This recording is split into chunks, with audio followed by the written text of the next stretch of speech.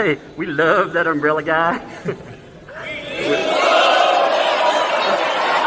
All right. Thank you. I'm calling from Los Angeles, and I'm having a little problem under the name ThATuMBRELLAgUY.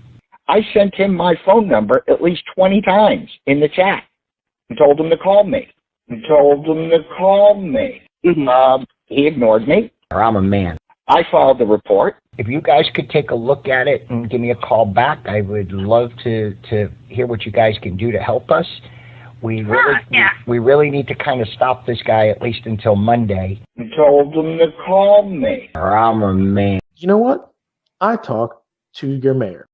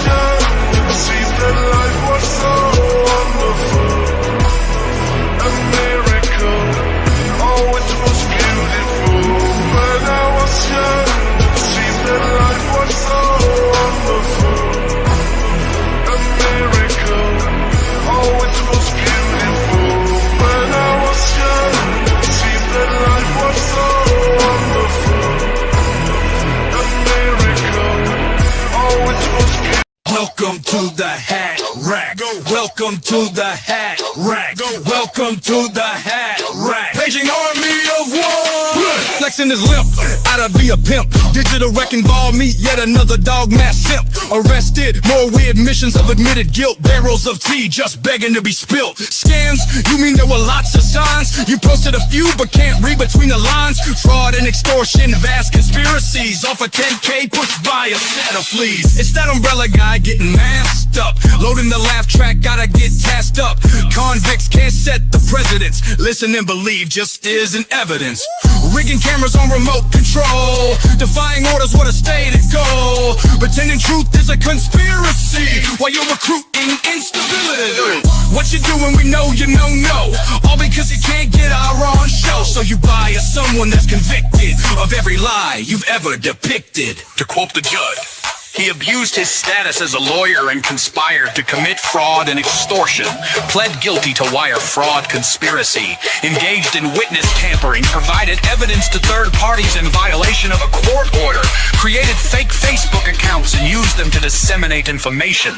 He also allegedly tried to pay and dance to the falsely report essay by the Staten Island district attorney, falsified Facebook and Twitter business records, Leaked wiretaps. used threats to collect the legal debt purportedly owed by a co-conspirator, sent a threatening letter to his wife he believed was cooperating with the government, distributed discovery materials, and my favorite was ordered to pay $55,991 in restitution, forfeit $130,000 unconvicted, and was sentenced to 48 months incarceration.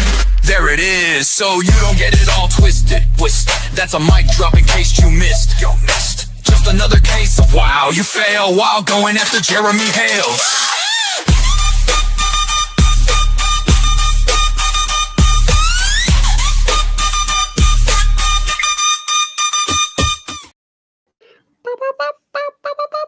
Hey, what's up, folks?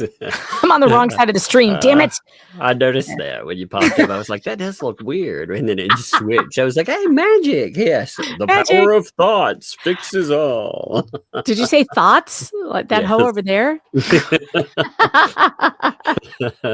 Apparently, you know what I learned on Twitter today?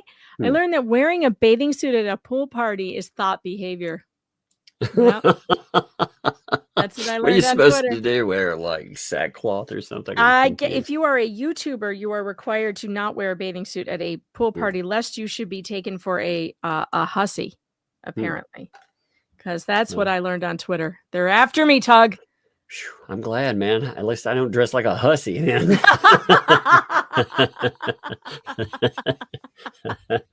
Damn it. Yeah. Ah. I don't believe I wear bathing suits very often, so be like, Tug, that hussy has been dressing like that again. What you trying to do, hussy boy? I sent that tweet to Nick Ricada because it was hilarious, and it was on a tweet that referenced him. This is his response, all caps. Stop giving me marriage advice, you swimsuit wearing floozy. That's hilarious. Yeah, it's good that's stuff. Good stuff. That's about right too. Yep. I'd be like, stay away. Oh my God. It's been good seeing him like actually live stream again, getting everything back to a level. And the streams have been really fun too. He's been doing a really good Karen Reed coverage. If you guys are looking for Karen Reed coverage, definitely check out Ricada Law. He's been covering it live, gavel to gavel coverage, and he doesn't even go away during lunch. He entertains the crowd during lunch, so that's more than I do. That's the way I go. I turn the camera off and I'm like, I'm going to make myself something to eat. You guys are on your own. But no, it's definitely good coverage. So you guys should go check that out. Yeah, I like to stick around for lunch and just, I don't know. If I stop, I might have a problem coming back. So if I'm going to cover a show, if I'm going to do a show through it, I'm just going to stick to it. No way I'm going away. Yeah. Good God, well, man. Sitting there for 8 hours though for a trial coverage is tough. It's so tough. First of all, just sitting is hard on your body. My back goes out just from sitting too long. Like, it's ridiculous. So it's tough without getting up and going to do something else for a while. I cannot believe how long I'm almost finished with filing all this crap into folders. Finally, I've been doing this it feels like forever. I know it's probably taking me a month to go through all the screenshots that I've picked up, and just try to put them in some kind of cohesive order. I didn't want to just dump them into a folder and be like, yeah, it belongs to this person or that person. I wanted to make something because there's some stuff in here. Again, if they really want to sue somebody, and I'm treating it like that's going to happen. If they do that, I want to be able to find, the stuff that says, no, they were wrong in this. They did invite us into this. They did, and she has said X, Y, and Z. So I want to be able to find all that stuff. I actually found a couple of items that either I'd forgotten, which might have happened, that very much could be that. But accusation-wise, I found a couple of other ones that I didn't realize existed. A few things that she said some other crazy stuff about Cook. Maybe I just forgot that because, that's been going on a long time. There's so much. How could you possibly have them all? There's so much she's said about him. But I want to have them all. It's like Pokemon, man. I got to collect them all. Oh my God. Well, there's a lot. That's going to take you a while. I don't know. One of my roosters got locked out of the coop tonight because he was stupid and he went out instead of in when we went in to feed them tonight. And I always say, if you're too stupid and you run out of the coop at night, you stay out. You learn your lesson. I hope he's going to be alive by tomorrow. And now I'm feeling guilty about it now. I should probably. That's a real lesson there. Look, chickens are very stupid. They have very small brains. And no matter what I say to them, they just don't learn. And they're going to have to learn the hard way. I hope he found a good roosting place. But do they really learn? I mean, you just said they got like brains the size of a chickpea. So, I mean, are they really learning anything? Am I supposed to chase him around the yard for an hour to try and get him back in the coop where he belongs? No. If you want to be out of the coop at dark, that's your own damn fault. But I do feel a little guilty. I can't help it. I'm thinking about the rooster right now. I wonder if he's out there scared. I don't know. Every time people mention roosters, I think of that Alice Chase song, Here they come to snuff the rooster, that song. I don't know that song. Oh man, look it up. Then you'll have to You need, you need, Don't you need say to hear the. snuff and rooster in the same sentence while I'm telling you I'm worried he's going to That's be dead exactly by what I morning. thought about it. You know, but the last time, but he ain't gonna die. There you go. So that's the, you know, yeah. It's a Vietnam story, but still. The good news know. is I have 2 roosters, so if I lose one, it's really not a big loss. You're figuring out a way to like mentally deal with it. You're like, well, if I lose one, it ain't just a big deal. Little bastards. You Little done, sir. bastards. Hey, by the way, have you noticed? So let me pull this up here real quick. So apparently, somebody has taken to posting biblical quotes. You know, I You mean sent over one Christian of- crap? All that Christian Yeah. crap? Yeah, that Christian crap, exactly as they said. And I thought, man, this looks a little, you know, threatening. You know, when you actually know what this is based on. So this wasn't just posted on the standing in the truth, which again, that sounds like you're standing in BS. You know, it's like Standing in the truth? Why yes, did it's she say in the truth? truth. You're supposed to you're standing On the on the truth. truth, not Yeah, not in in the truth. it. If you're standing in it, it seems kind of yucky. I don't know. Yes, it's what I mean. You know, it's like your septic tank burst or Well, something. yeah, why are you standing in stuff? But I mean, when I first saw that, actually, what was really funny is if you look at the protective order, the judge apparently thought the same thing we did because the judge kept trying to change the name back. And sometimes it would appear as this, and sometimes it would appear as the other one. Because the judge is like, no way, it's named Standing in the Truth.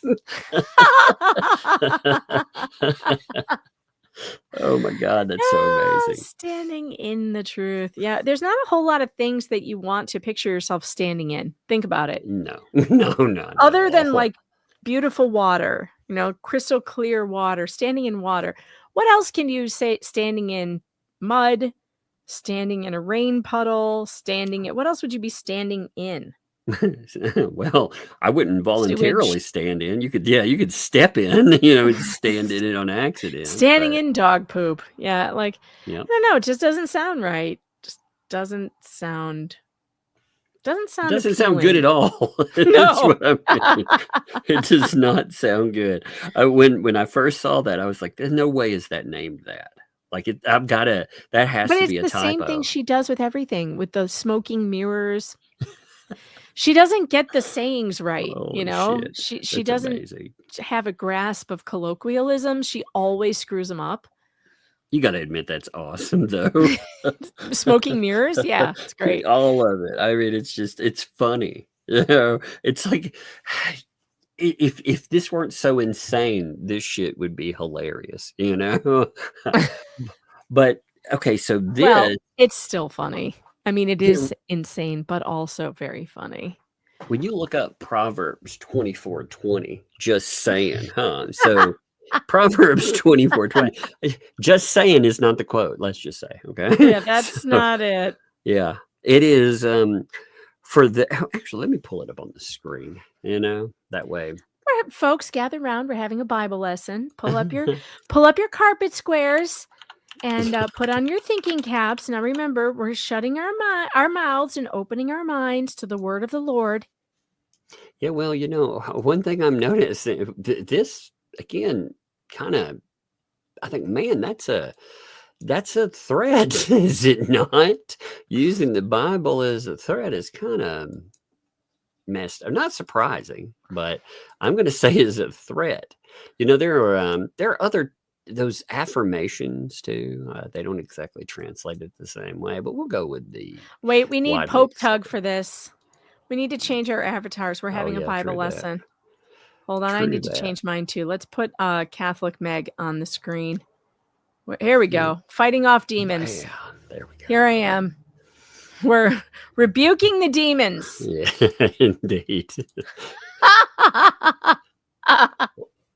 Well, this, I mean, well, let's look at what this, and this wasn't just posted on that, by the way, it was also posted on the YouTube channel. I noticed, you know, and all the posts on the YouTube channel have been about Jeremy Hales. So this is definitely about Jeremy Hale. So what does it say? For the evil man has no future. The evil man has no future. future. The lamp. Is that before or after they hired a hitman? Well, the lamp of the wicked will be put out. That sounds like a threat to me. Just saying, You know what's funny about this, though? The way it will inevitably end up, this will be, it will be a, what's the word I'm looking for? What do you call something in the future? A prognostication of what will happen to them. There's a Bible story, a very famous one of the story of Esther. It's one of my very favorite stories. And in the story, there's this very wicked man named Haman, and he is plotting to kill Queen Esther's cousin Mordecai. And he even goes so far as to have a gallows built to hang him on. And when it comes to, and he's been telling the king all about this wicked man that's got to go. And one thing leads to another. And the queen eventually tells the king that this man is trying to destroy my family and he's trying to hurt me. And so the king orders that Haman be put to death on the gallows that he built for Mordecai. And that's the way I see this. I see that, they're building a gallows for Jeremy Hales, right? They're building this thing and they're using Bible verses to justify it. And this evil man is going to be extinguished. And all I see happening is that their evil is coming to an end. At some point, it's coming to a very dramatic end. I do want to point this out too. So anytime somebody covers this, I get sent the videos, if they're coming from the anti-Hales ecosystem. Any tiny channel that gets pulled in there, if you're going over there and watching it and sending it to people, you are giving them clicks. These are tiny ass nobody channels. Don't give them clicks. That had views before this. And if you go over there and you watch this and you give them 1,000 views and they've never had that many views, all that will do, they'll never stop, is encourage them to continue. And if you want the defamation against Jeremy Hales to stop, if you want it to stop, then you have to stop giving it traction. Don't worry, we will inform you of everything you need to know. There is nothing out there that they are putting out that you need to see. Nothing. Well, again, you can inform yourself through any of the court filings. They are out there. I encourage you to pick up the court filings on your own. That 100%, you can pick up anything that we pick up and cover. If you want to cover morons and stuff, if you want to pick up people that are attached specifically into the case, hey, knock yourself out. I'm just saying nobody that they recruit into this stuff, that they will never stop. They go from 6 views to 1,000 because, again, and they'll get monetized off of that. They'll get monetized off of Jeremy Hales' supporters watching it for the I don't know, the shock value of it when you don't actually support them, but they'll get monetized off of it. So you gotta quit watching it. You gotta quit. I mean, just don't encourage it, because this is going to be seen as encouragement for that type of content. And now I guarantee you that person who had no views, no subscribers, is going to be totally encouraged by it and try to get monetized off of it. And it will encourage this type of behavior, the anti-Jeremy Hales content. There are specific people that are recruiting too, and they're not going to bring in anything that's going to be, again, if they wanted to bring in somebody that was non-biased, I don't care that somebody doesn't agree with something. If their platform, these awful fucking human beings, then I don't have any use for them. And they're not bringing anything new to it. They're not bringing any freaking discovery, anything else. They will. It'll take a couple of weeks, but they'll start crime victim because they get attention, and that'll give them more attention. So just don't give them anything. Don't give them the attention. And if anything big happens on any of those things, we'll know about it. We'll tell you about it. Believe me, we will, because everything's being recorded. Everything's being transcribed. Nothing will be missed. Nothing. We're not going to miss anything. So don't worry about that. Yeah. Well, there are a few people that clip or anything else, but there are people that just, again, I get it. I get it. It's curiosity. And also it's like a train wreck. I mean, it's hard to look away, right? And some of this, it's not that it's so entertaining or whatever. It's just that it is like a soap opera, but Some of these people Giving these people who what are value does some of them have though? Okay, that's what I would say. The ones again, you have enough. Like you can see the ecosystem. Like you see it. Bruce defined the ecosystem. He told you its parameters. So okay. Outside of that, again, there were a couple of crazies that got recruited into that too.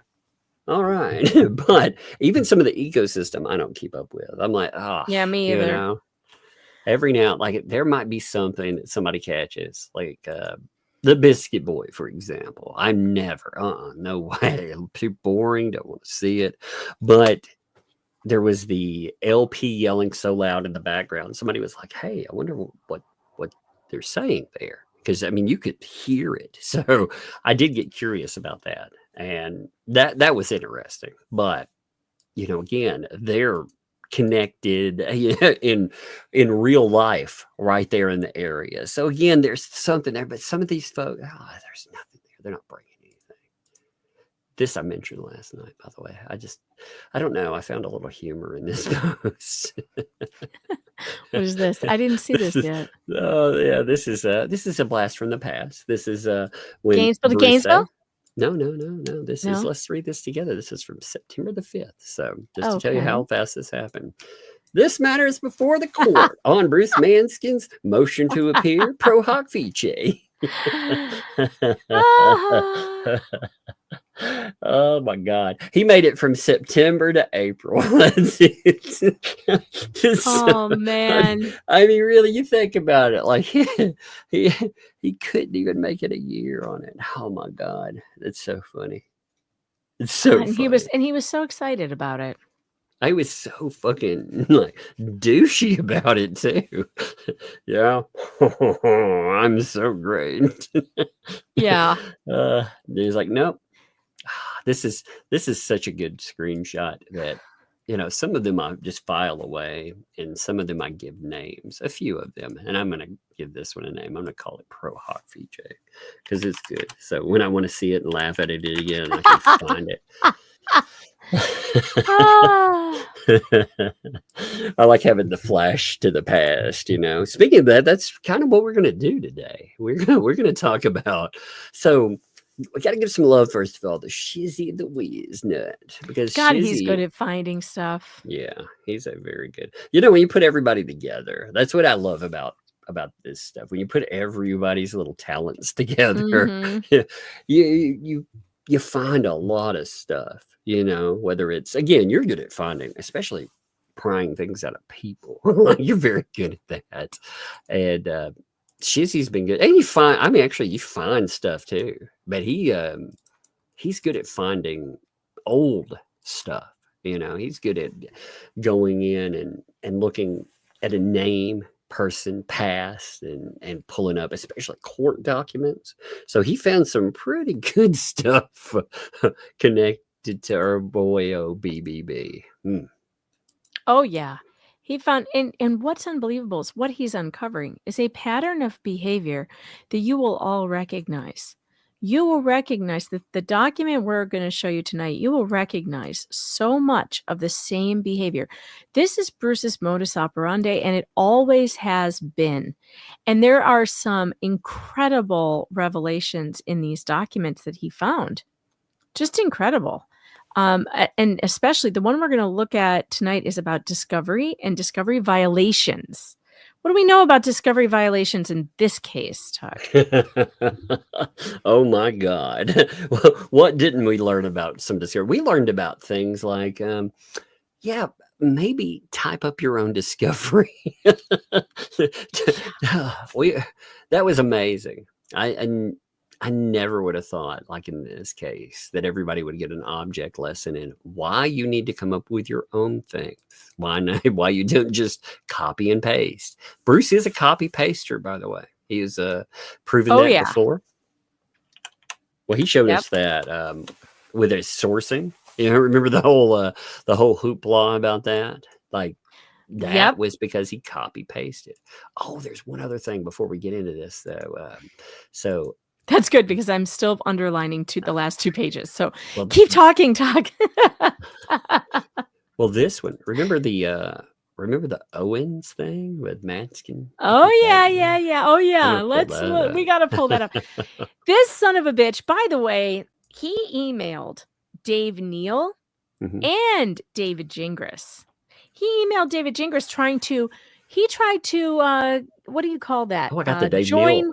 Join forces. Yeah, I've got the Dave Neal one pulled up because I was putting it away the other day and I was looking at it. I was like, I haven't seen this in a long time. So I actually have that pulled up still. Yeah, but he contacted David Gingras because he's a psycho who contacts anyone who's ever heard of me. And then he tries to defame me to that person and try and turn that person against me and join his little ecosystem of hate. And he did that with David Gingras, thinking that Gingras would side with him. I don't think Gingras ever even responded to him, which is funny. So even David Gingras realized or recognized that I don't know. He made a statement. He was like, you mean that guy who, again, I'm paraphrasing, but he was like, somebody mentioned, oh, you know, that guy that wrote you, you know, he's talking smack about you. And he's like, oh, that guy that had those nice things to say, blah, blah, blah. So I don't know. I actually wonder if they did maybe. have I don't know. But David never said anything. And he pretty much backed off of me real quick. Gingras hasn't threatened me at all recently. And in fact, the last communication I had with him was him giving me permission to use his videos.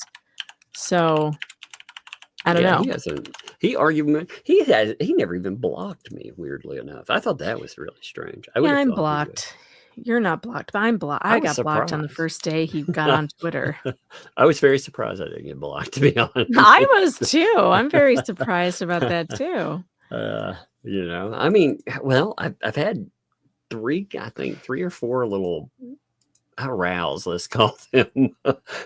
that was some vernacular. That's by the way, a phrase that I had never used before the UK trial with Heard and Depp. You know, in the South, we don't call things rows. So that was a brand new term to learn. Interesting. Yeah.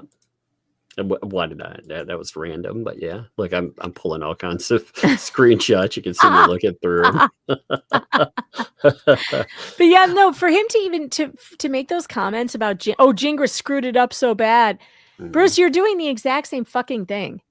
If you don't see that, but whatever, go ahead. Just keep doing what you're doing. Keep doing what you're doing, and we will be in this exact same position a year from now, where your clients are getting indicted on federal charges too. It'll be hilarious.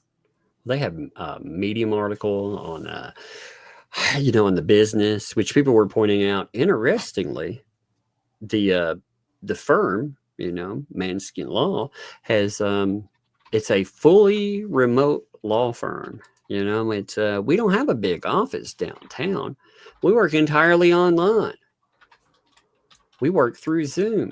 We work through phone. We work through email. So where actually are we located? And again, I'm not asking for, I'm saying, that whole theory of being located overseas, it seems to gain more and more credence as you go along with this stuff. Because you can see the whole quote from that, we just work off Zoom and off the phone and off the emails. We don't actually ever arrive. So I found that to be I found that to be fascinating too. Let me pull that Bruce one back up. Give me 1 second. I was moving it around. Now it's like, the chat just reminded me. The chat just asked me if I ever found out if Bruce tried to contact Nick Rekieta, and I didn't. So I just sent him a text and asked him, "Hey, search your inbox." Oh God, that would be so Manskin. Because what if? Because Nick, oh my God, Nick never checks his email. But that phrase though, search your inbox for Manskin. That sounds very bad. Very bad. Sounds very, very, very bad. Phrasing. Yes. So here's that stuff though. So here's BBB pointing out number one. Owens had no community of support. Everyone following it on the same side. Well, maybe that's because actually she did have support. She had the mainstream media support. She had the same thing that happens every time. accusations come out and they ruin people. That's why the sign thing is such an important discussion when we talk about Jeremy Hales. We see that happen again and again. But what does the top one say? I can't read it. what, this right here? Yeah, the one Yeah. on the top. Yeah, the Owens has no community of support. Oh, that's what it following is. on the same Yeah. side. Yeah. And then there's the bottom one. He's convinced himself, though, that like just because they convinced 500 people to feel sorry for Lynette, that somehow they're right. Like that doesn't make any sense. Just because you have 500 people who quote unquote support your client, it's just because you've lied to them Really, over and over 500 again. people, though. I mean, It's probably about 500. I don't know if it's that many. Like they may pull 500 viewers, but how many of those are actually, watching it because they're clipping or God knows what? I don't even know. I just figured not the live numbers, but just overall, I'd say there's probably about 500 people, maybe, but I'm just guessing, who really believe this. It's so bizarre because any of the outside of the Daily Defamer, the 2Ls, outside of that channel, how many people can these folks pull down at one time? Honestly, I mean, you don't see any of them able. Typically, their live streams won't pull 100 people watching. Mm-hmm. So when you look at the 2L stuff, a lot of people watch because they clip. So I always wonder about how many numbers there really are. Yeah, it's probably not much. It's probably not many. But then again, that doesn't mean though that those are like the diehard fans or whatever. But I think that in the wider scheme of things, you can't calculate how many people have heard negative things about Jeremy Hales though because of them. Oh no, like that's incalculable. Well, and you think about what's said. That's the thing, like the damage and stuff. Yeah, it's just because people will drop out if they hear somebody say PDF file. Yeah, they just drop out and never come back again. Yeah, because you don't have to have. And frankly, most of the people who probably have a bad opinion of Jeremy Hales now are not people who are listening to those streams every night. They're just people who heard about it in passing somewhere and were like, that's how it works. Yeah, I didn't know that he was like that or whatever. And then they just never click on his videos again. People have you ever noticed like people talking about somebody when something comes out, an accusation, people are like, oh yeah, I always knew there was something off about that. Yes, person. I hate it when they do that. Yeah. I mean, they're so willing to throw a person away. People are like that. They're animals, man. They just want to, get into the group, the chaotic, beatdown that is happening at the moment, which is unfortunate. Well, they love, we saw it with VH1, where are they now? It was the perfect analogy for how people think. They love to watch big names fail. And then they can say, well, some of them have a redemption story. So actually we're watching it for the redemption stories. And it's like, no, you're not. No, you're not. You're not really watching it for the redemption story at all. Okay, let's see. All right.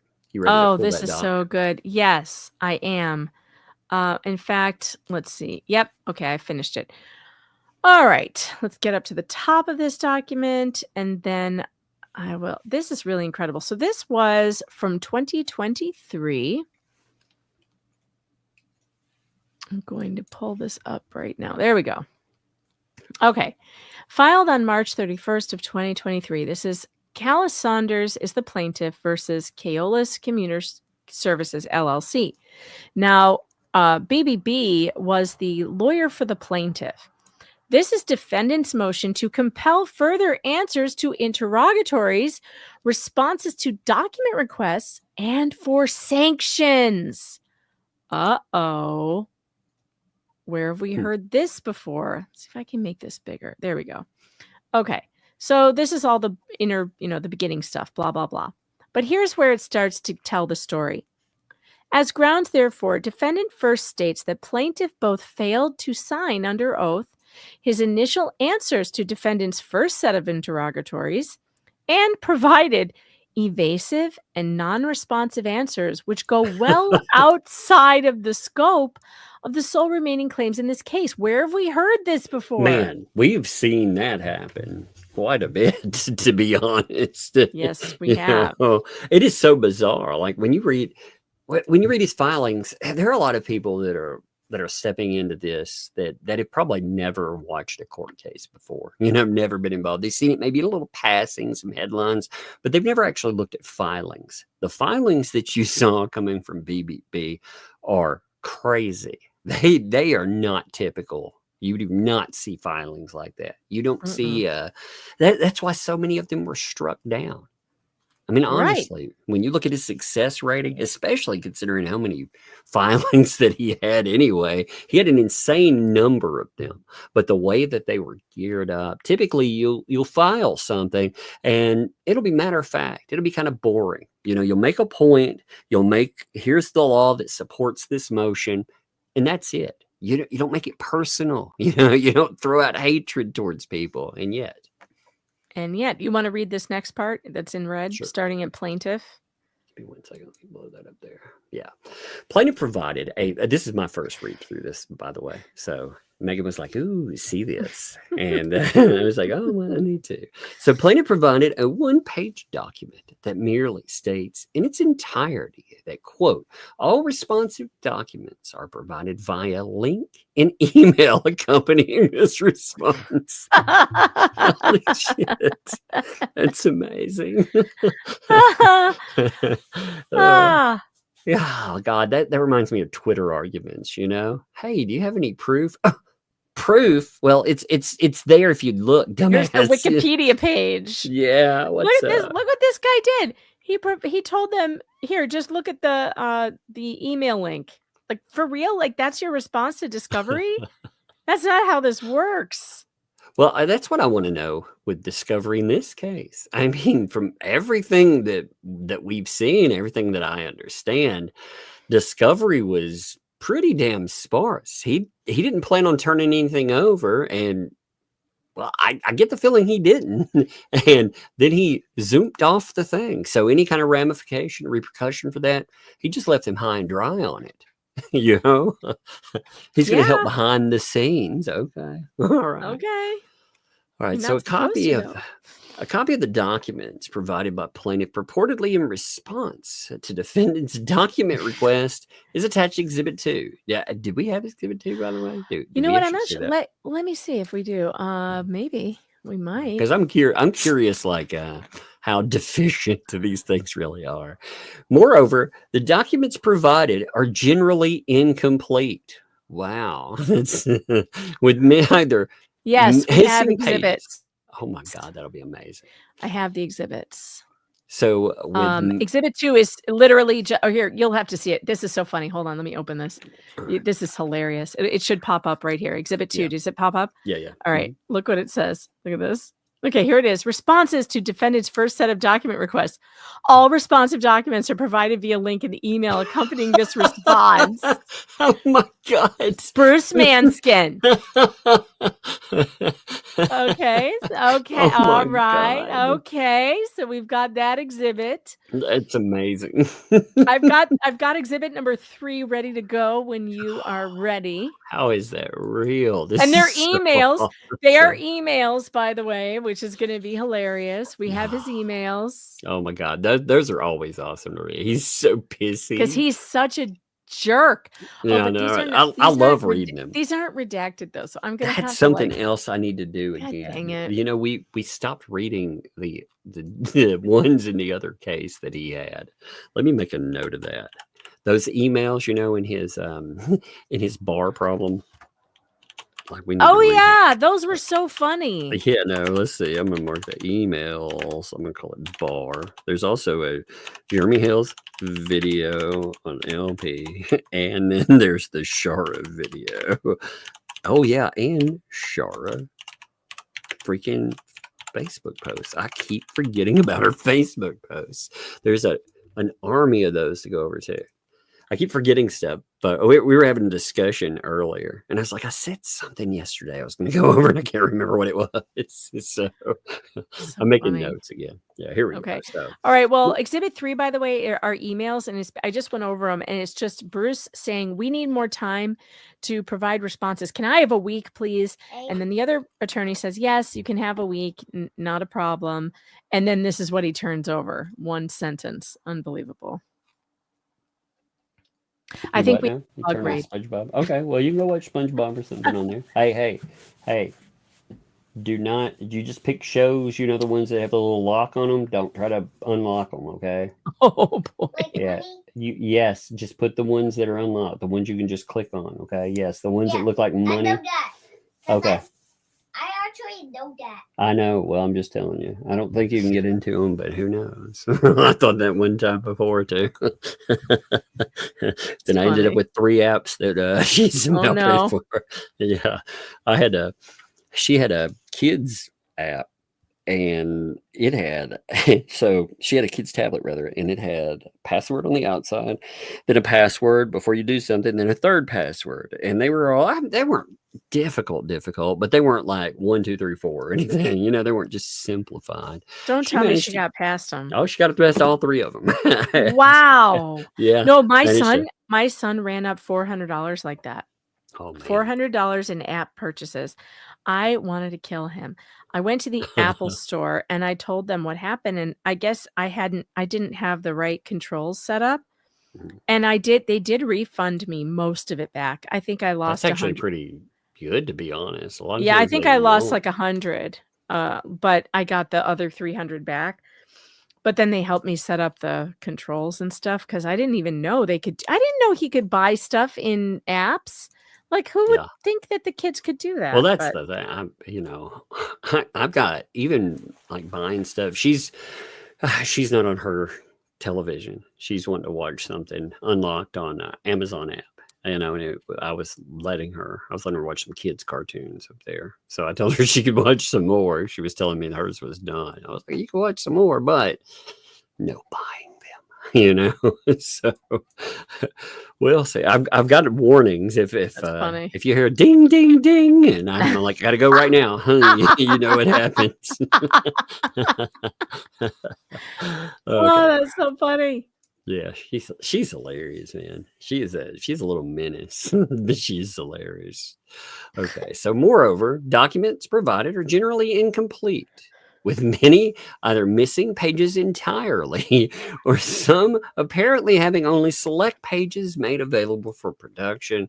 That's crazy, by the way, with others similarly going well beyond the scope of the sole remaining claim in this case. That's nuts. So it's like, the stuff I need to turn over, here's pieces of it. Plaintiff refusal to address the deficiencies to his discovery responses or his incomplete and evasive. That word right there, by the way, evasive, is not a good word to have in fair production. But that is a word we recognize where Bruce is concerned. Yes, very much so. Coupled with his persistent unwillingness to comply with his straightforward discovery obligations and clear discovery misconduct and gamesmanship. Yeah. Now we've seen that. I mean, when you look at his just out and out refusal to provide anything, like that blew my mind. I love the last part of the sentence, because it's what we've been dealing with forever.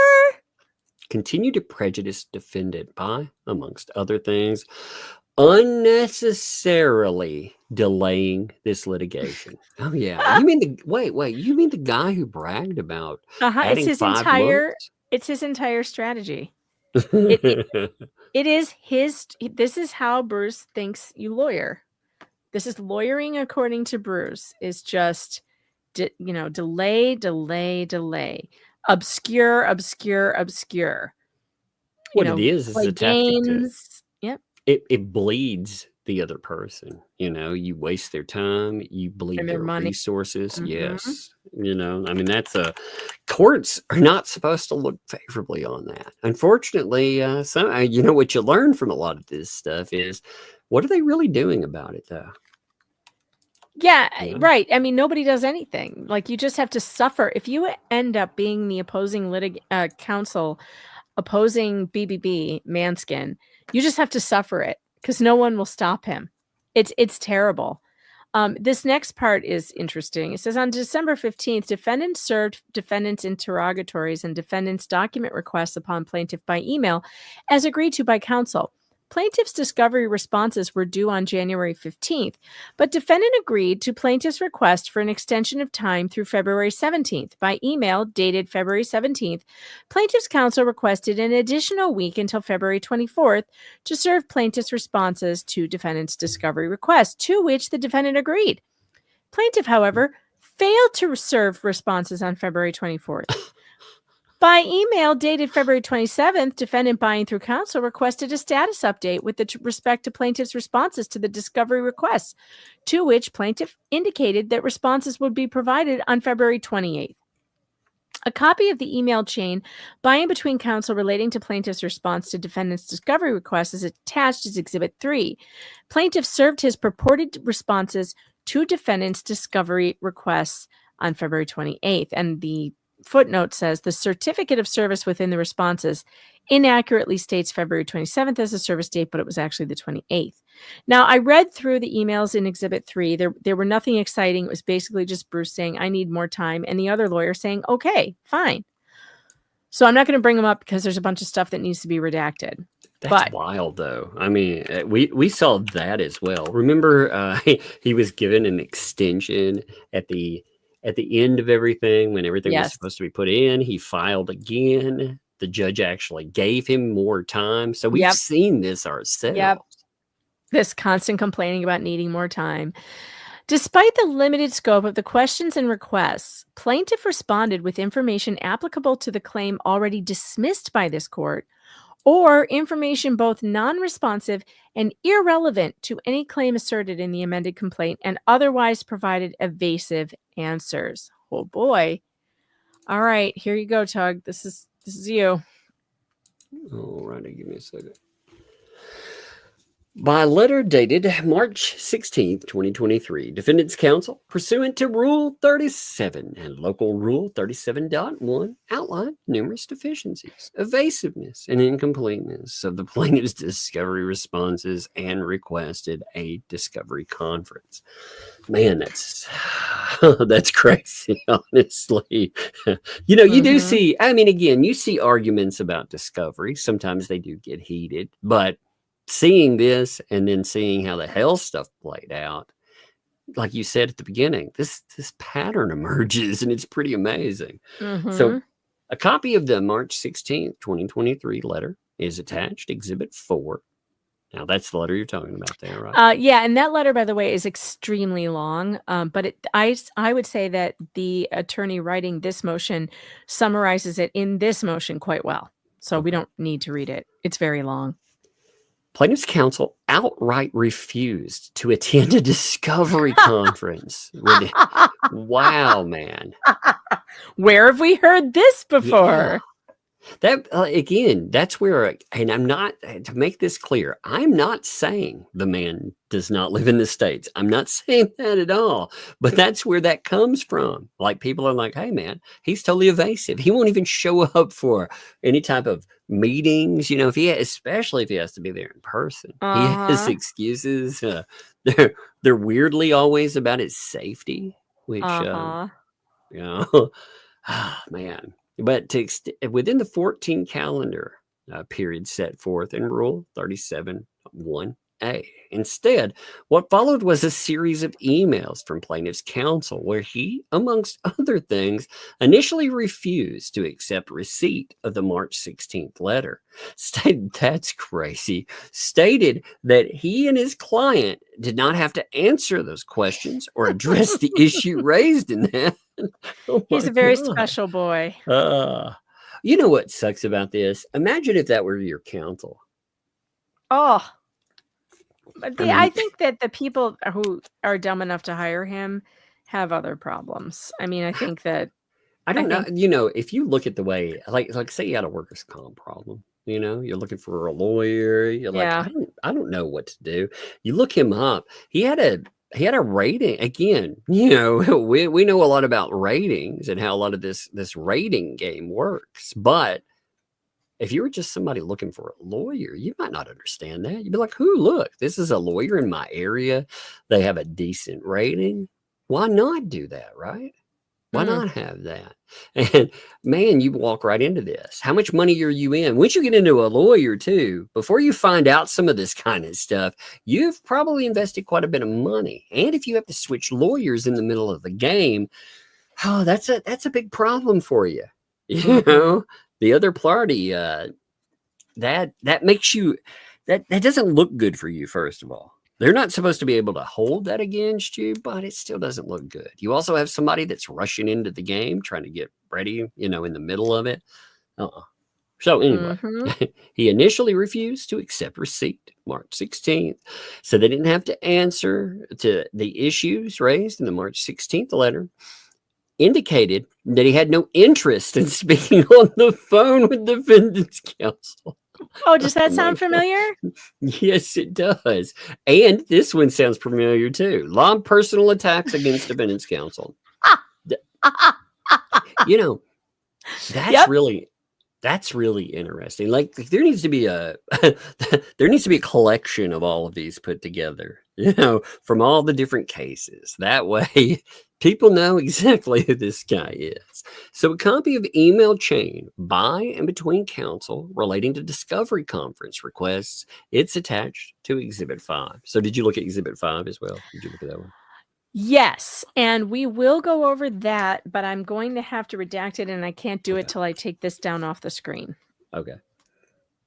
That one is really good, and we need to look at it. It's good. Okay. By email dated March 28th, 2023, defendant's counsel made a final request to plaintiff's counsel about when he was available for the requested conference under Local Rules 7 and 37. Plaintiff's counsel responded by stating, quote, "I'll write to you, not interested in speaking on the phone." You don't even know what hearsay is. Oh my God. That really does sound like him, though. I could hear him saying it. I know. He's so nuts. To date, no written response has been provided. Nonetheless, plaintiff's counsel has made it clear that he will not participate in the requested discovery conference. Oh my God, this guy. That is wild. Funny, though. Pretty funny. Very funny. So this argument is that the motion to compel should be automatically allowed because of plaintiff's failure and refusal to attend a discovery conference. Plaintiff refused to respond to defendant's request for a discovery conference or to attend a discovery conference at all in this case. And under the local rules, failure of opposing counsel to respond to a request for a discovery conference within that time shall be grounds for sanctions, which may include automatic allowance of the motion. All right, so they're asking the judge to, you know, grant their motion because he didn't follow the rules. Plaintiff should be compelled to provide further answers to defendant's interrogatories. And I have a feeling we're going to see a very similar motion coming from Jeremy Hale's side about the discovery in this case. You know what's fascinating is he throws fits about the things that he does. You know, his same behavior. Like, he has absolute shit fits about it. Like, if somebody, they don't turn over something, like right away, boom, like he throws a fit. He would, and look at the way he files motions, like attack, attack, attack, no matter what comes up. So it's, if somebody did to him what we saw or what has been described he before, would lose his mind. It's just amazing to me. Plaintiff has failed to sign under oath his answers to defendant's interrogatories and therefore, at a minimum, should be compelled to do so. And then this talks about the rules. Interrogatory. Now, this is all the things he did wrong. This is summarizing that long letter I told you that the counsel sent to Manskin. Interrogatory number 1 asks plaintiff, to the extent he claims any purported emotional distress in this matter, for which he seeks compensatory damages, to identify any person from whom he was examined, treated, or counseled. Plaintiff's answer purported to claim that he consulted with elders of Jehovah's Witnesses. but failed to identify specifically the name, title, address, and telephone number of each person with whom he consulted, as expressly instructed by interrogatory number 1. And so they're asking the court to force him to turn over who did he go to for this counseling? That's fascinating. That sounds like the so-called journalists he's hooked up with. That's the kind of stuff they pull. Right. I mean, Exactly. we've seen it a few times so far. Yeah. All right. This is you. Interrogatory number 3. Let's see. Interrogatory number 3 asks for an itemization of the economic damages alleged in count 1. In response, plaintiff listed overtime wages and purported damages based on an alleged 6-month delay in payment of his back wages under the award issued by the public law. Do we know about with the itemization of overtime and stuff? Is that all described in here? Okay, so given that the claimed damages are unrelated to count 1, so it's unrelated, and it's just unrelated. Dismissed. It's just completely so it's all unrelated. and it's been dismissed. So Yeah. it's not just it's unrelated and dismissed. Defendant respectfully requested this court to order plaintiff to revise his answer to the remaining claim at issue in the case. So what I can glean from this is that overtime wages were not a part of it was already ruled they could not use overtime wages as part of the economic damages that supposedly his client suffered. But he ended up just listing them anyway. After it had been decided by the judge that no, you can't use the overtime. He's like, nah, I know better. Right. As usual. Yeah, Right, you're and like, wait. This wait, one's what? really funny. This one's really funny. You get interrogatory number 4. Interrogatory 4 asks plaintiff to identify the quote-unquote Caucasian employee who allegedly, quote, committed more egregious acts on the job. So they were worse than this, is what you said. Okay. Right. Oh, my And God. his client happened to response. be black, so he wanted to, of course, go after the Caucasians at the place because it's all about race. Yeah. Plaintiff's response initially contains an alleged incident involving, quote, white employee CNC. Wait. CNC. Yeah. CNC factory. CNC. Yeah, wasn't that an 80s pop group? Yeah, it was. CNC Music Make us Factory. groove, huh? Grooves up high. That's amazing. Plaintiffs never knew they worked at a factory. Did you know that? Plaintiff answer clearly fails to identify who these employees, who they are, and where and when this alleged incident occurred. So it was, believe me, trust me, defendant respectfully requested the court to order plaintiff to revise his answer, identifying full name, job title, and if known, addresses of employees, and provide information relevant to the alleged incident. The sticky widget is killing me. As a card-carrying Caucasian, I'm triggered. I didn't know we got cards. I need one. I need a card. they're just blank, It's just a white piece of paper. Just a white card. Like, do you have your white card? Well, and it doesn't get you anything other than ridicule. Just a white piece of there would be people out there that would actually try that out. Oh my God, man. There would be. I mean, I've seen enough idiots at roadblocks and other things that think they understand. Yeah, right. Oh man. Oh God, you could probably commit. I think a lot of that stuff, by the way, I think a lot of that actually started as a joke. Somebody was like, you know what? You actually don't need that. When you're free ranging, you can actually be a sovereign citizen. I think a lot of that was a joke. It was like a 4chan joke. It got out of hand. Yeah. People believed it. And here we are. Well, I mean, that's what I think about flat Earth. I think flat Earth started as a joke. Yes, and it's just got wildly out of It's control. gotten out of hand. That has gotten way out of hand. Way out of hand. When I'm Way out seeing of people actually taking up for flat Earth, being like, no, you don't. I had a guy argue with me about flat Earth in No, real for life real? one day. For Yeah, real, in real life. No, I'm telling you, for real, my best friend My best friend is trying to convince me that the earth is flat. I'm like, are you serious? And unbelievably, she's one of the smartest people I know. Like literally one of the smartest people I know. She got such high grades in school, like in SAT scores. She got like a perfect score. It's, I don't know. Maybe I need to listen to her more. She knows that she has she's very smart. Maybe she's right. Maybe too smart for their own good. You start looking for conspiracies and problems in everything. True. True. Man. All right. So let's see. He doesn't provide answers, no information. All right. So he also references an incident allegedly involving 2 individuals then employed the Massachusetts Bay Commuter Rail, which have absolutely no relevance whatsoever to the discrimination claim in this case. That's my favorite part. In this story. Just telling stories. Oh my God. So, yeah. You just bring in random shit. And that sounds like Bruce, though. I mean, it really does.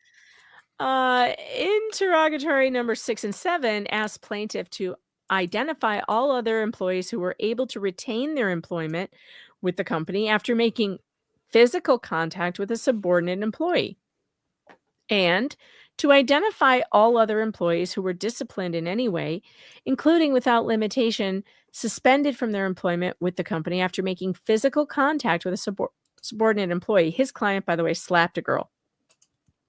These interrogatories, he says it was a mistake because she hit him in the back of the head and it was a reflex. He turned around and slapped her. And of course, they're not buying that. These interrogatories relate directly to plaintiff's allegations made in support of his race and or gender discrimination claim, including the identity of any alleged comparators or other employees who were either... Wait. So the argument here is, but other employees have done it worse.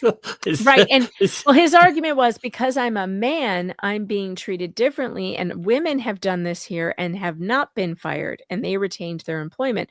But because I'm a man and I hit a woman, that's I'm being treated unfairly, which maybe don't hit anybody. But I mean, he said it was an accident. I don't know. It could have been, I guess. I mean, it's possible. Again, I'm not privy to the case there, so I'm not saying 100% anything pro or con, but that does not sound like a great startled. argument. Yeah, he said he got startled. She hit him in the back of the head. He turned around and like waved his arm and it hit her. And I mean, what person hasn't knocked a bee out? You know what? The bitch had it coming. Exactly. That would be a great argument. I would love that. God, if I could read a legal argument with that in it. Oh. The bitch had it coming. Yeah, I'd almost fundraise somebody like freaking, to get them out of trouble. I know one bitch who totally has it coming. What? Oh no.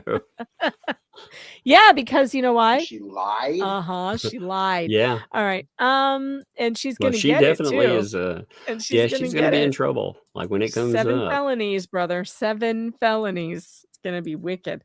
It's gonna be wicked awesome. I'm shocked by that. I'm still every time I see it. I actually had some people ask me about that in real life because they were like, "Hey, didn't you try to tell us about this crazy stuff?" And now it's national news. Yeah. And now they're like, "Hey, by the way." And I'm like, "Yeah, I tried to tell you about that. It's crazy." But they were asking me about it. Yeah, they were reading about it. And they were like, this really is crazy, Weren't you blathering on about this at the party the Pretty other much. day? I love it when relatives ask me like, "So what do you do on the YouTubes?" And I'm like, well, tell us a little bit about one of those cases. I'm like, do you really want to hear this? Well, there was this girl, and she was involved in some, shall we say, oral arguments. Whenever I have to start out my stories like that, I'm always like, you know what? Never mind. Yeah. I'm just like, well, I usually tell them, I'm like, I cover false allegations. They're like, "Oh, what kind?" Have you ever heard of blowjob babies? Let me introduce you to the weird, wild world of Laura Owens. Let me tell you about double mouth dribbling. Babies. Double dribble. Let me tell you about men who dribble before they shoot. Oh God, that is so bad. This is not Thanksgiving conversation, folks. It just isn't. I really don't give thanks to hear that. That's for sure. Yeah.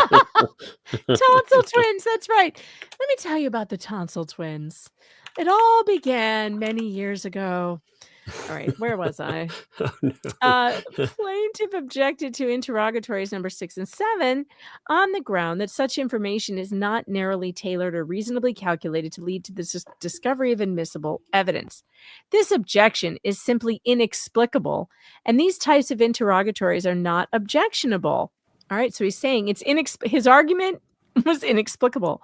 We've had that same thing. Yeah. Interrogatories number 8 and 9 ask plaintiffs to identify any person, including any present or former employees, from whom fact information either has been sought, whether or not received, or received concerning the allegations of the amended complaint, including the identification of any person who was requested or who provided any statements, oral or written, or who plaintiff expects to call as a witness. Within his answers to interrogatories numbers 8 and 9, plaintiff purported to identify a person as employee F. Plaintiff's responses are not compliant with the federal rules of civil procedure and non-responsive to these interrogatories, which require plaintiff to identify the full name of this individual, her job title, and if known, her residence address. Employee F is not going to cut it as... Oh, God. Employee freaking F and employee C and C. Yeah. All right. This is yours. You're going to start down here. Okay. Am I starting a plaintiff did not? Is that yeah? Okay. Plaintiff follow the did red not, line. Yeah, I was making sure it wasn't lower, like it furthermore, or Yeah, something. no, Plaintiff did not provide any responses to defendant's document requests, but instead provided a one-page document that merely states in its entirety that, quote, all responsive documents are provided via link in email accompanying this response. That's amazing, by the way. I still read it twice. I know, it's funny.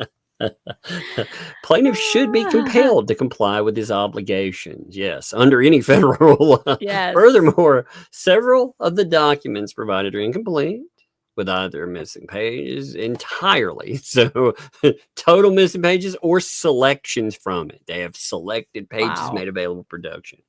That's wild too, because that really allows you to manipulate a narrative. Sure. Like, there's the issue. I've got a radar. Hey, what's up today? Hey, did your show go off?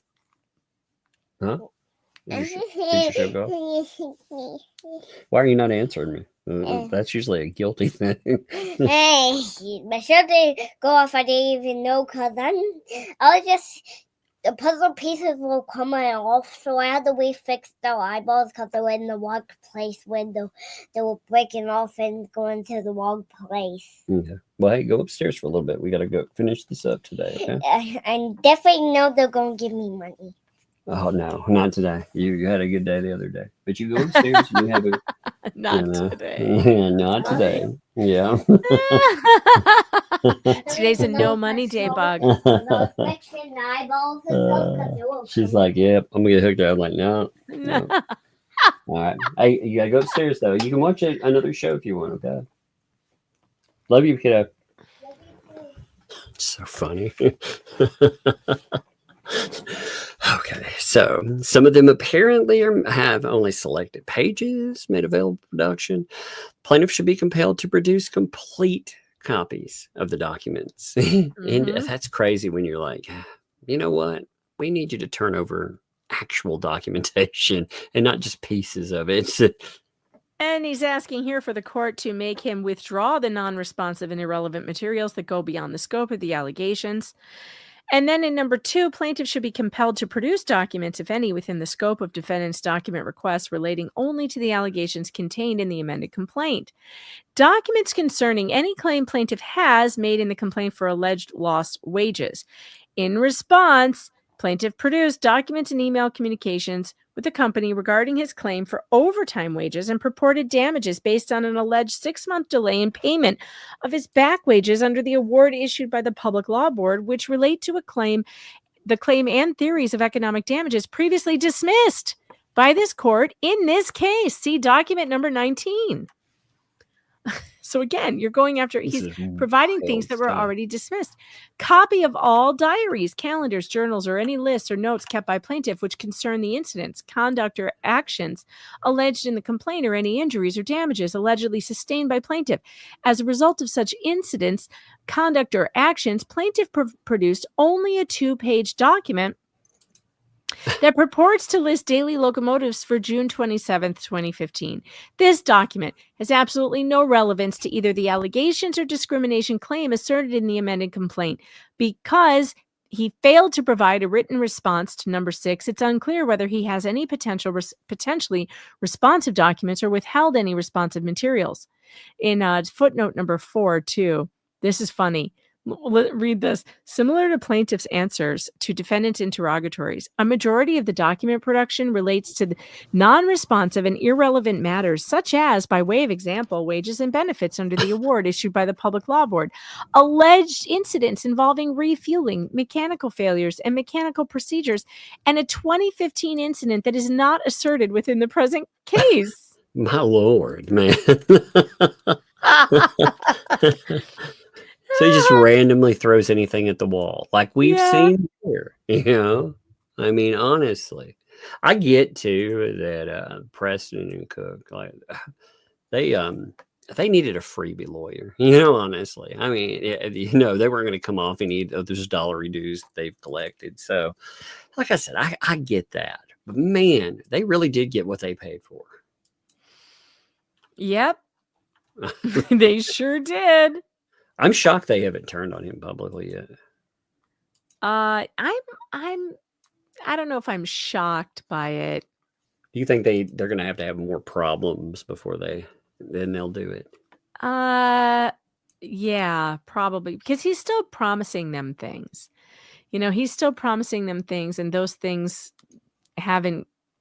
How's Scott Stark kept in line then? That's a good question. Who knows? Oh, this is funny. This is yours. Document request number 8. You read this. This is hilarious. You were going to die. Okay. So document request 8 sought, quote, copies of communications by, between, and amongst plaintiffs and his union representatives concerning the alleged incident, conduct, actions alleged in the amended complaint. That's starting to sound familiar here. Plaintiff provided 19 pages of emails and communications relating to dirty trains,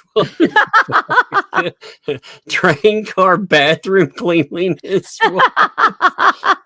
In the world. Yes. Bathroom cleanliness. Trains. Yes. Oh, my Lord. In 2015, refueling incident and discipline hearing related thereto, and the payment of back wages and benefits under the award issued Public Law Board. None of these documents are at all relevant in any way to discrimination claim. Dirty trains. Oh my God. Yeah, dirty trains. And then look at letter D. I'm surprised we haven't had something in here about dirty trains. I know. Plaintiffs should be sanctioned. Wait, was it the groupie train? Is the groupie train dirty? Oh no. Too many breadsticks to get in on the way through.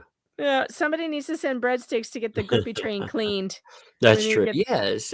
Thank you all, by the way. We've had between 2,700 and 3,000. So that's awesome. I appreciate you folks. Every day. Thank you all. If you want to help out the channel, make sure that you're subscribed. Make sure that you like this. That's free there, and tell people we're live as well. And if you want to go further, like us to clean up this dirty train. This dirty groupie cash train. That sounds terrible. Dirty train, I almost said, if you don't want us running a dirty train. Wait, no, I was like, no, that's not good. Wait a minute. It was like, I don't need those rumors after the bathing suit scandal of 2025. Oh my God. Oh my God. Megan Fox wears a bathing suit at pool parties. Can you believe that? How dare she? That slut. What a monster, actually. I did not. You know what? I'm going to have to stop this line. No, I'm just kidding. You swimsuit wearing hussy. How dare I? Get some clothes on you, Frank.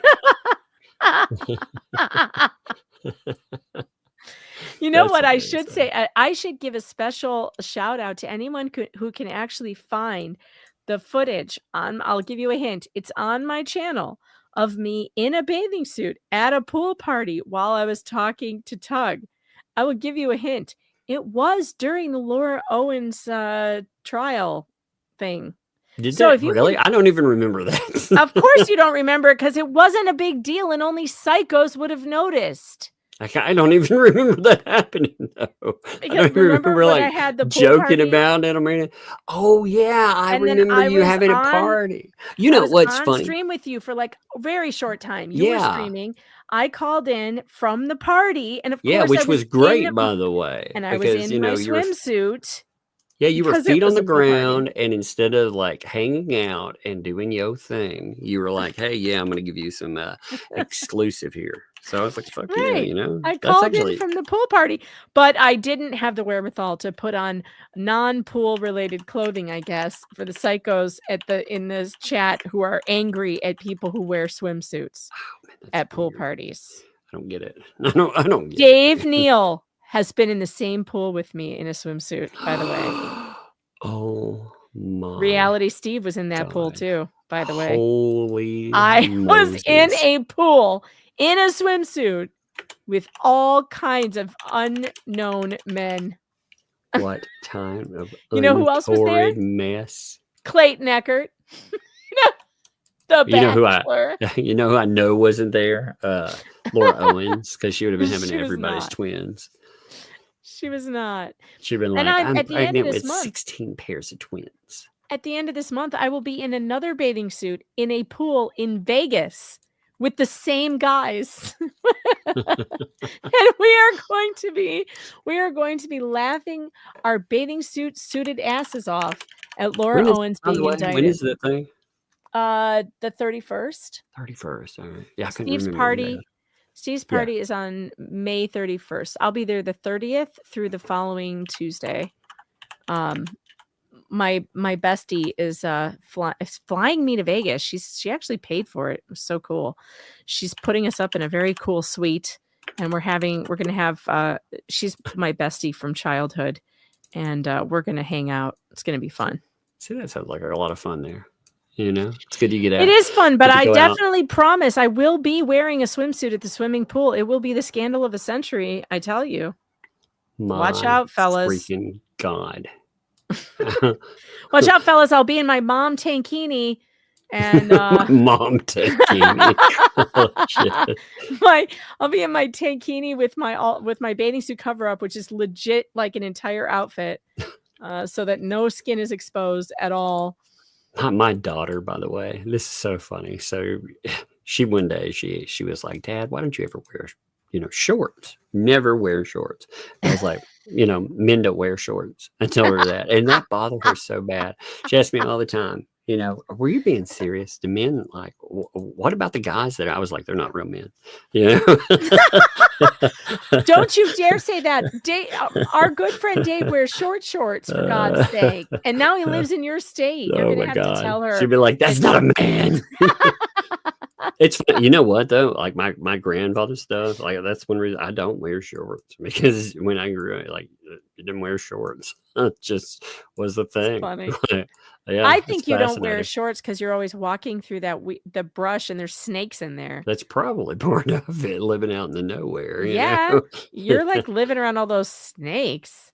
Check The this chat out. is giving me very helpful tips. They're like, Megan is now searching for an Amish bathing suit. I shit you not. There are Amish people here near me. I have seen them at the lake. You know what they swim in? They don't have bathing suits. Literally their clothes. All those skirts, like they're wearing petticoats under those things. They get in the petticoats and the skirts. So do the men. The overalls things that they wear and those shirts, they get right in just wearing their clothes. God, I would be so miserable in that. Isn't that how everybody does? No, I'm just kidding.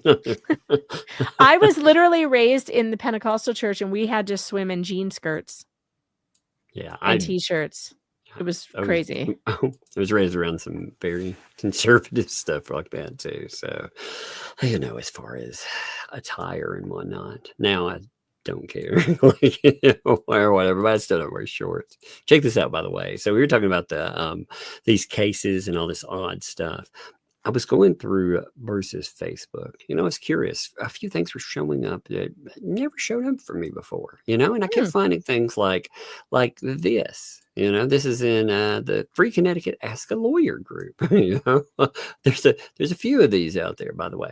I can pay a $500 fee to any Connecticut lawyer willing to send one short letter with no further commitment. Message me. So he's trying to buy people in to write letters for him. In the meanwhile, isn't there any lawyer who will say here if a Rule 1.5c is violated by not stating in a fee agreement? So this is about fee agreements. Yeah, we know where that is. There is no cost, litigation expenses in the CHRO. Anyone? Bueller? So he's trying to pay lawyers to write him a letter that would say that, so he could go after the fee agreement argument. And it gets crazier. There's other stuff out there too, like that lawyer. Oh God, what was his name? That KO. Yeah.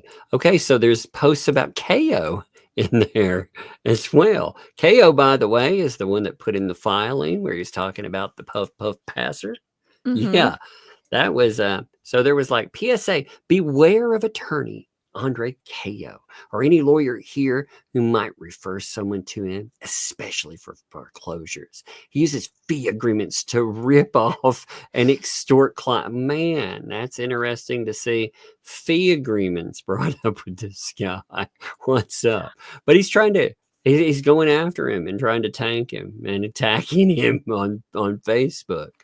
It's just fascinating stuff to see. I mean, there's this whole paper trail of him doing all of this crazy nonsensical BS that you don't see lawyers that work there. Like you may see, again, LawTube or something. They slap fight for sure, but they don't work together. They may work together making some videos, but they don't actually work together. Here, though, anyway.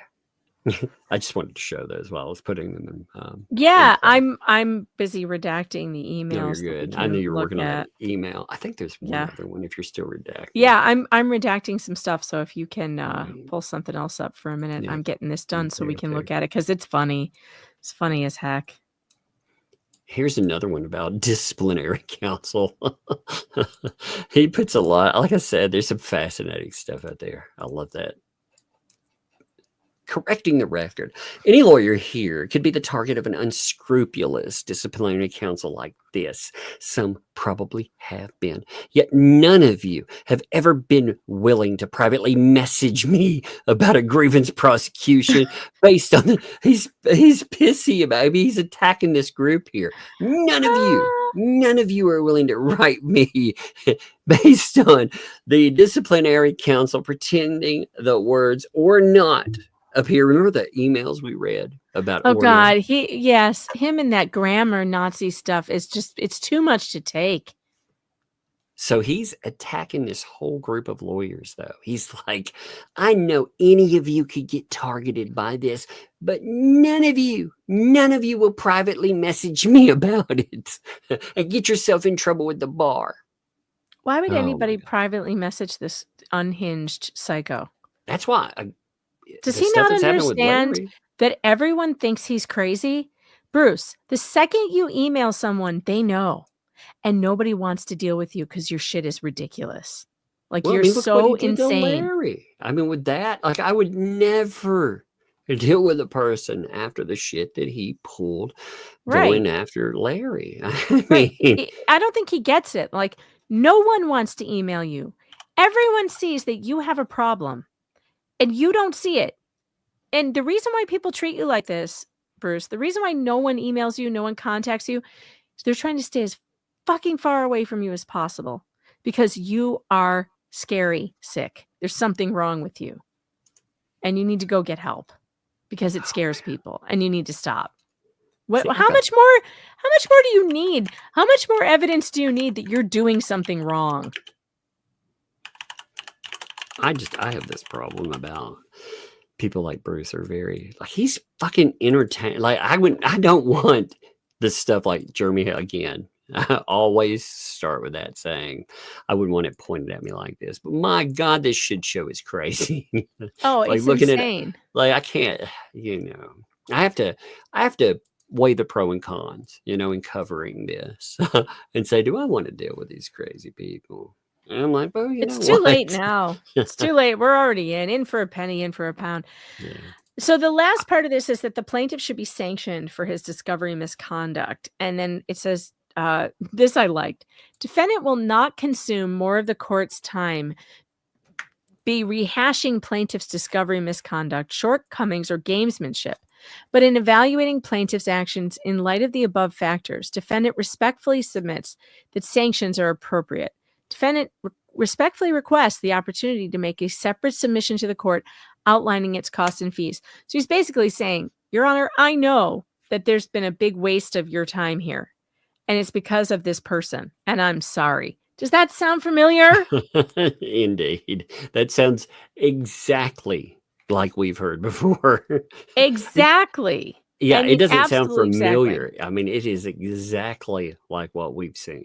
So he has a pattern of behavior. So the conclusion says, because the defendant is severely prejudiced by plaintiff's lack of respect for this court's rules, causing unnecessary delay of this litigation and cost and expense to the defendant respectfully requests that the court automatically allow this motion under the rule. So lack of respect for the court's rules causing unnecessary delays. Can anyone say polyflop? Indeed. All right, so here we go. I have the redacted Fascinating, actually. emails. So he does claim other people do the polyflop, but every time we're hearing something about him, it sounds like actually he does that quite a bit, doesn't it? It sure does. He would know what polyflop is because he is constantly doing it. Let me see if we need to read these from bottom to top. I think we do.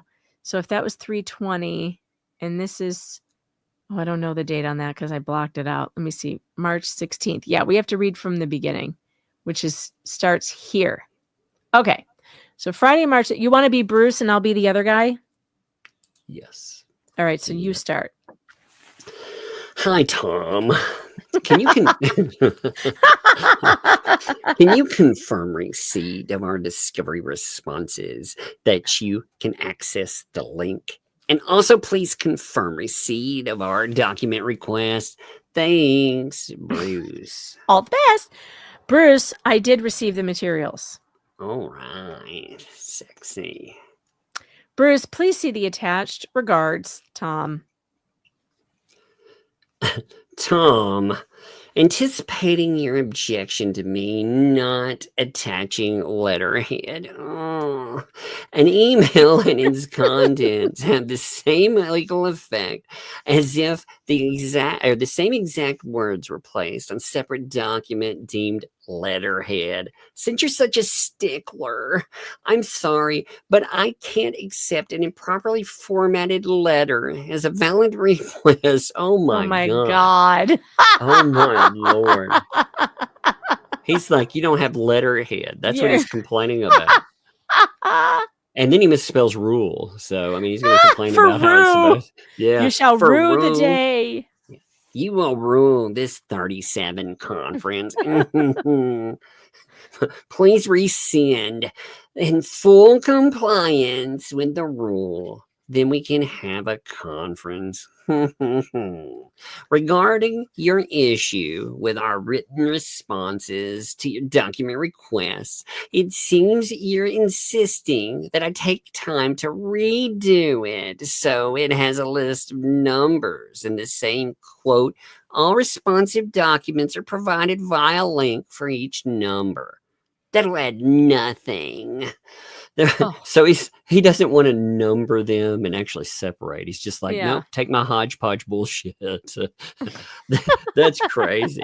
The written response complies with the rule by stating that all responsive documents are provided. If you file a motion on this issue of not listing each number with a response, it'll be frivolous. Thanks, Bruce. Thanks. I figured this out the other day. It was like I'm making a more whiny Steve Urkel sound. That's what it is. Yeah. Oh. Yeah. Oh my. fine. Can That's I what- do that? Exactly. That's it. Did I do that? That's how I have oh my gosh. All I've right. mac and cheesed up it freaking Bruce, I respectfully do not understand to what you are referring in your first paragraph. By the way, fellas, I find it so hot that this guy knows you don't put you don't put to at the end of a sentence. To Ooh, what you are yeah. referring, hot. This is hot grammar right here. This makes me know this Ooh, guy's a big brain. No prepositions at the end of a sentence. My letter explicitly requests a discovery conference under Local Rule 37.1 and seeks your availability to arrange such a conference, which is sufficient to discharge the obligations under 37.1. And he cites case law. Please enlighten me as to the basis for your assertion that the letter does not comply with Local 37.1. Alternatively, please advise when you are available within the next 10 days for such a conference as initially requested within my March 16th letter. Regards, Tom. what a freaking mess this guy is. Tom, no, I am not available on such short notice with so many issues raised by you. I have other matters I My spend daughter time has a on. band concert. Rotary cup issues are real, Tom. I don't know what you think, Tom. And I'm very afraid that if I drive out here and I start waving at people, I'll be taken down like JFK.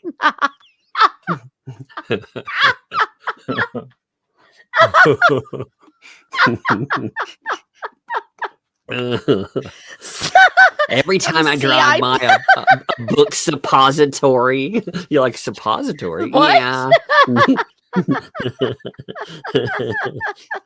Every time I see a Barnes and Noble, I think JFK.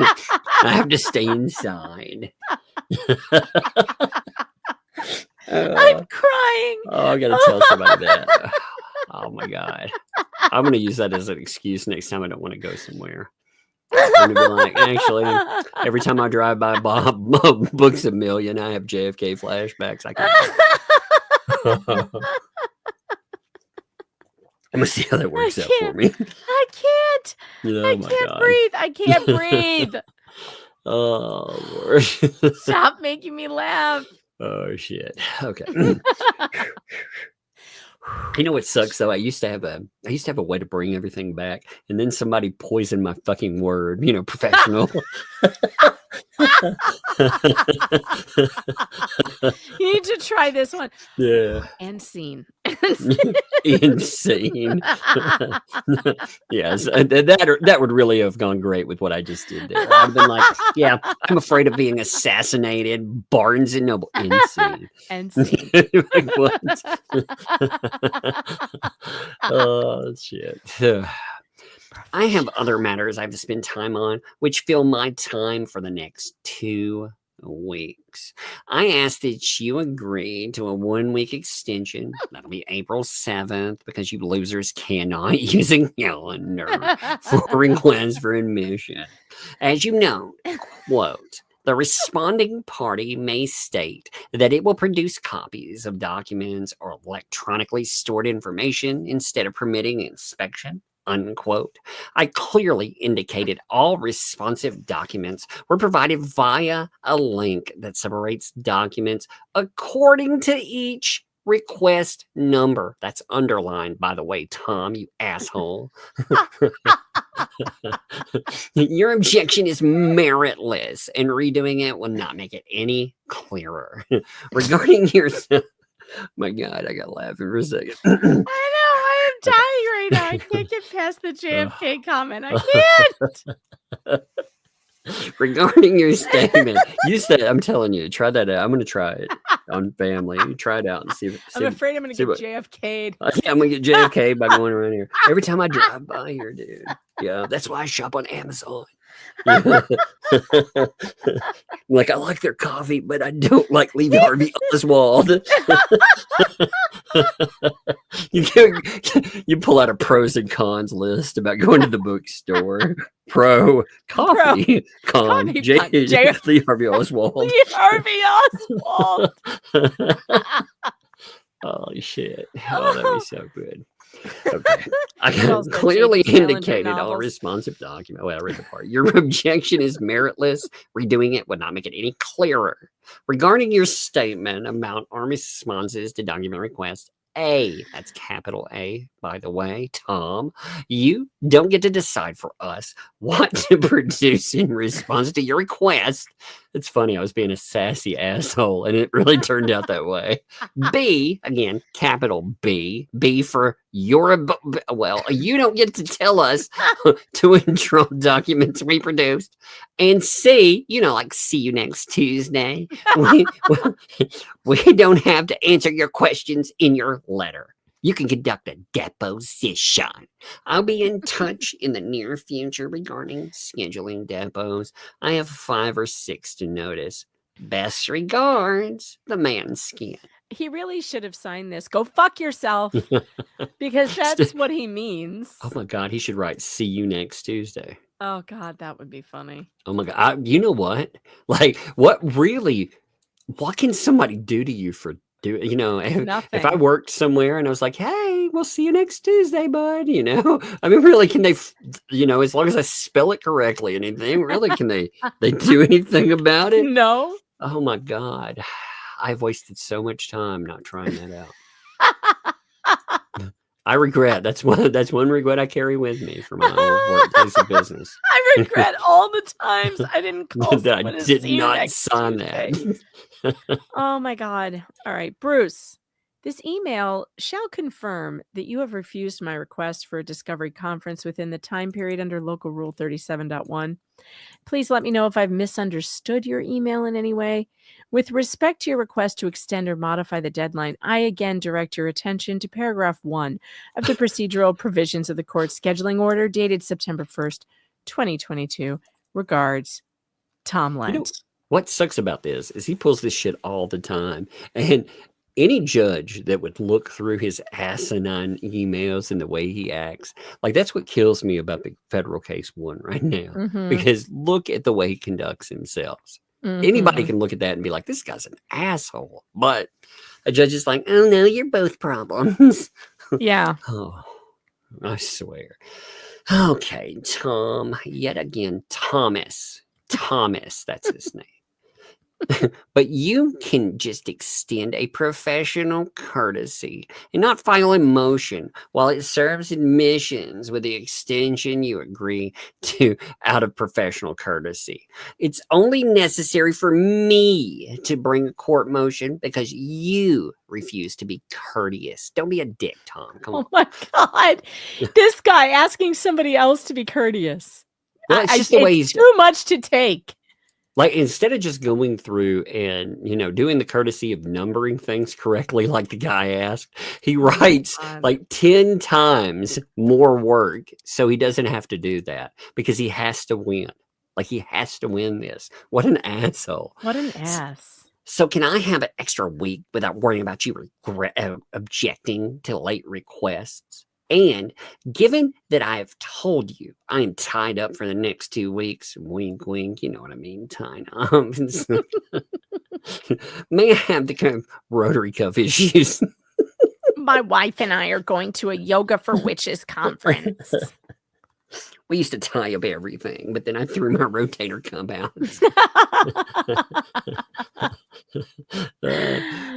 May I have the courtesy of your understanding and instead have a conference within, say, 20 days? 20 days. Oh, thanks.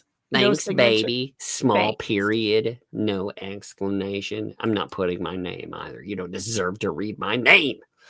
Bruce, you represent the plaintiff in this case and filed suit against the company.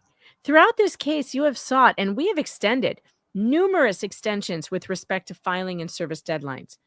Pursuant to the court scheduling order and specifically its procedural provisions, your request for an extension or modification of the fact discovery deadline would need to be presented directly to the court. It is not a matter of extending or not extending a professional courtesy. That reminds me of Randy writing in, because he's like, dude, I don't control this. Yeah. You gotta file it with the court. It's the same shit. You know, you're talking about stuff that's the same. Well, this is the same too. Unbelievable. It is not a matter of extending or not extending professional courtesy, but rather the adherence to procedural rules and orders, which in my experience, the judges and magistrates in this district of the federal court expect. If your email below is communication contemplated by Local Rule 7.1, then please be advised that the company will not assent to any such motion or extension of the scheduling order's deadlines, especially when there is no explanation as to why discovery requests have not previously been served or good cause shown to extend or modify deadlines, including the March 31st deadline. Further, Local Rule 37.1 sets a schedule by which the parties will hold a requested discovery conference. Again, we see no basis for which further delay is warranted. To the extent you will agree to a discovery conference, then please advise when you are available within the next 10 days. Otherwise, we will reconsider your response to be a refusal of my request for a discovery conference within the time period. Regards, Tom. Can you imagine how annoying this guy is writing this stuff out? It's like, man, this should be pretty simple. Like he said, you brought this action, man. What's going on? Yeah, you brought it. You brought it. And now you want all these delays and stuff. But that's the same thing he pulled with they both pulled. We'll say Scott Stark pulled, wink, wink. You know, with those two cases, we had with Trespass 5, none of us knew what was going on. And look how the thumbnail case, look at how he describes it. That still blows my mind. When you go back, he describes it like Jeremy Hale's brought it. You know, when he's talking about malicious prosecution and polymop, it does. So weird. Oh, man. Here, Tom. Oh, Tom. I have asked for the courtesy of holding the conference later. Do I need to explain personal things? I have Tampax problems, Tom. I swear. My Tampax is stuck. There are only so many months that I can go out with men like my hero Gingras and wear the short shorts. Come on, guys. Come on, Tom. My entire calendar, though? Band practice? Do I need my entire calendar? Do I have to show it to you? Do I have to tell you every time I got to take a tinkle, Tom? That's what it should say. Oh my God, he should use that for future. Yeah, filings. Tinkle. It needs to say that. Please do it, Bruce. Do it. Do it. Use the word tinkle. Every time I got to potty and make the dookies. Oh my God. If he used Tinkle, that would crack me up. Trial schedule, Tom? What are you, hall monitor? You could have written one word email. Okay, that's an O and a K, Tom. 2 letters, 1 word. Instead of reiterating your lack of courtesy. Thanks. What a dick, man. Thanks. He's like, it's just like, I mean, for real. Tom, Tom's not being an asshole. He's like, you brought this suit, man. Come on. And then Tom doesn't even respond to him for, let's see, that was on the 20th. 8 days later, Tom responds, Bruce, following up on our prior communications from over a week ago, please advise when you're available for the requested conference under Local Rules 7 and 37. Oh my God. I will write you. I'll write to you. Come on. Not interested in speaking on the phone. You don't even know what hearsay is. What is up with that? And notice he wrote, look at the font. He wrote it in giant font, too. And look, his font keeps getting bigger and bigger. Yeah. Look at I thought at first you blew it up when I looked at it. But no, it's getting bigger. It's getting bigger and bigger. Look. What a jackass, man. Why is his font so large? Now here it's normal. Look, here it's normal. Then I think it's because he's speaking louder. I think he's like, I'm going to show them how mad I am. It's like, Times New Roman 12, 16, 16. 18 now. I'm really mad.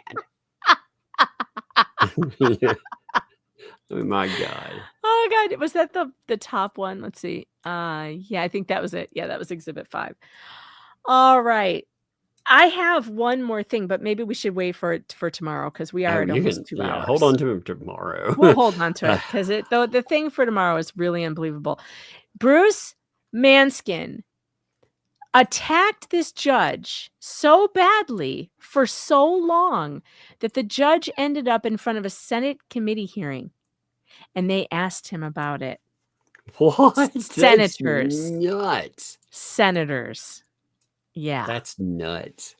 Yeah. I'm not surprised. You know, that's what people like Hales are looking at. You know, if people attack enough, people are going to hear about it. They're going to see this lunacy. It becomes attached to a person's name. It does. All right, listen, I got to run. I got to fly actually because I just realized I don't think the kids put the little one to bed. So now I'm in trouble. So I got to go get him to bed. I'll see you tomorrow. Bye, chat. Later. Oh my God. It has been an interesting one for sure. Oh my God. Somebody sent me Amazon money for my birthday. Man, that is crazy. A gift card. That's wild for my birthday there. Let me see. I don't know if I'm supposed to say who you are, but that is awesome. Thank you. Yes, my birthday's in 2 days, baby. I'm feeling it. I am feeling it, by the way. I'm feeling it in my body as I'm getting older. But yeah, it was funny. I got asked about having a birthday party. I was like, the only party I want is I'd like to be able to just do whatever, not have a party because parties are for other people. And that day I like to live stream. That's all I want on the day. I don't want to have to do any. I definitely don't want to have to go to a party that's supposed to be for me and it's not for me. You know what I mean?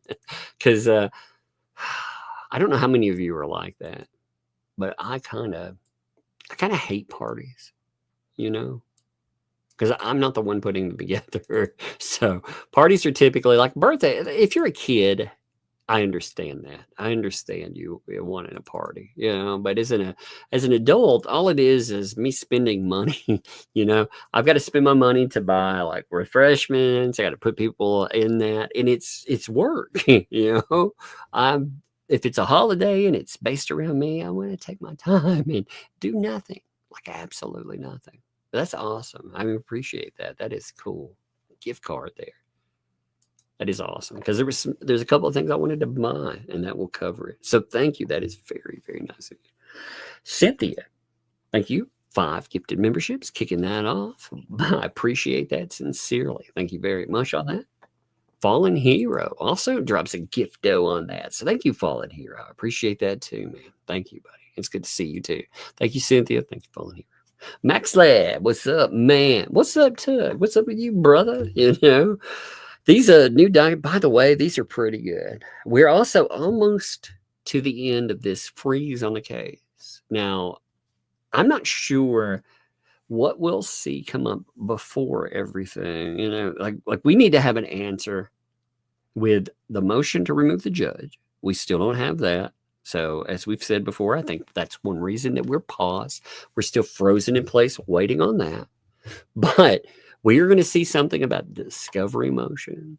That will probably answer a lot of our questions about where discovery was. I get the feeling, though, first of all, I get the feeling anyway that we didn't see any discovery turned over. But then on top of that, we see these other filings. These tell us, well, that's pretty much a trend for him. So appreciate you though, Max Lab. Be glad when everything we see some stuff on that. Green Veggie, thanks for the 5. Late by watch, no way. 8 minutes after the hour, it's still late, especially when you don't start till 15 after. No way, never start on time. Like I said, might as well, if this time is up, add 10 minutes and then we'll be good. If you show up then, should be right there, usually. Today though, no. Had some other stuff we got to make sure redactions and stuff sometimes happen. And it just works that way. But I mean, seriously, you know, I think it's pretty much a message now, like 8 minutes or after. You know, we'll definitely be on that. So Green Veggie Beast also, thank you for vibe there. Megan, this is coming from a friend. You're old. Unfortunately, I am too. Indeed, I feel my age as well. You know what? I don't think that I'm young anymore. I am 100%. See, my mind thinks I am. It thinks I can do all the things that I used to, but my body's like, nah, you can't. You certainly can't. Thank you, Green Veggie Beast, by the way. I do appreciate you. I always think the time thing's funny too. Thank you. Jack Miles, thanks for the 7 months. My son attends his first Special Olympics state games tomorrow. That's awesome. That is awesome there. Did I ever tell you this story about, so I work with these folks that they came from Clover Bottom. Now, I don't know if you know about deinstitutionalization or any of that. You know, when we used to have institutions, right? Anybody that had special needs, if they were picked up by the state, they were institutional. It was a horrible, horrible setup. That ended up because of Geraldo Rivera. One of the few things he's ever done right. We ended up with deinstitutionalization because of that man. So one of the few things I can say, yes, that was great. I work with a company that picked up some of the people from, there was a one of the big places that had scandal behind it was a place called Clover Bottom. Clover Bottom is located in Tennessee. There were 7 people who sued there. There's a point to all this. I'm getting to that. Okay. So when working with this, it was horrible what folks had been through. Terrible stuff. But the state came in and said, you know what? We think that even though these 7 people may or may not want to be part of it, we're going to force them to be part of the Special Olympics. We're going to force them to be.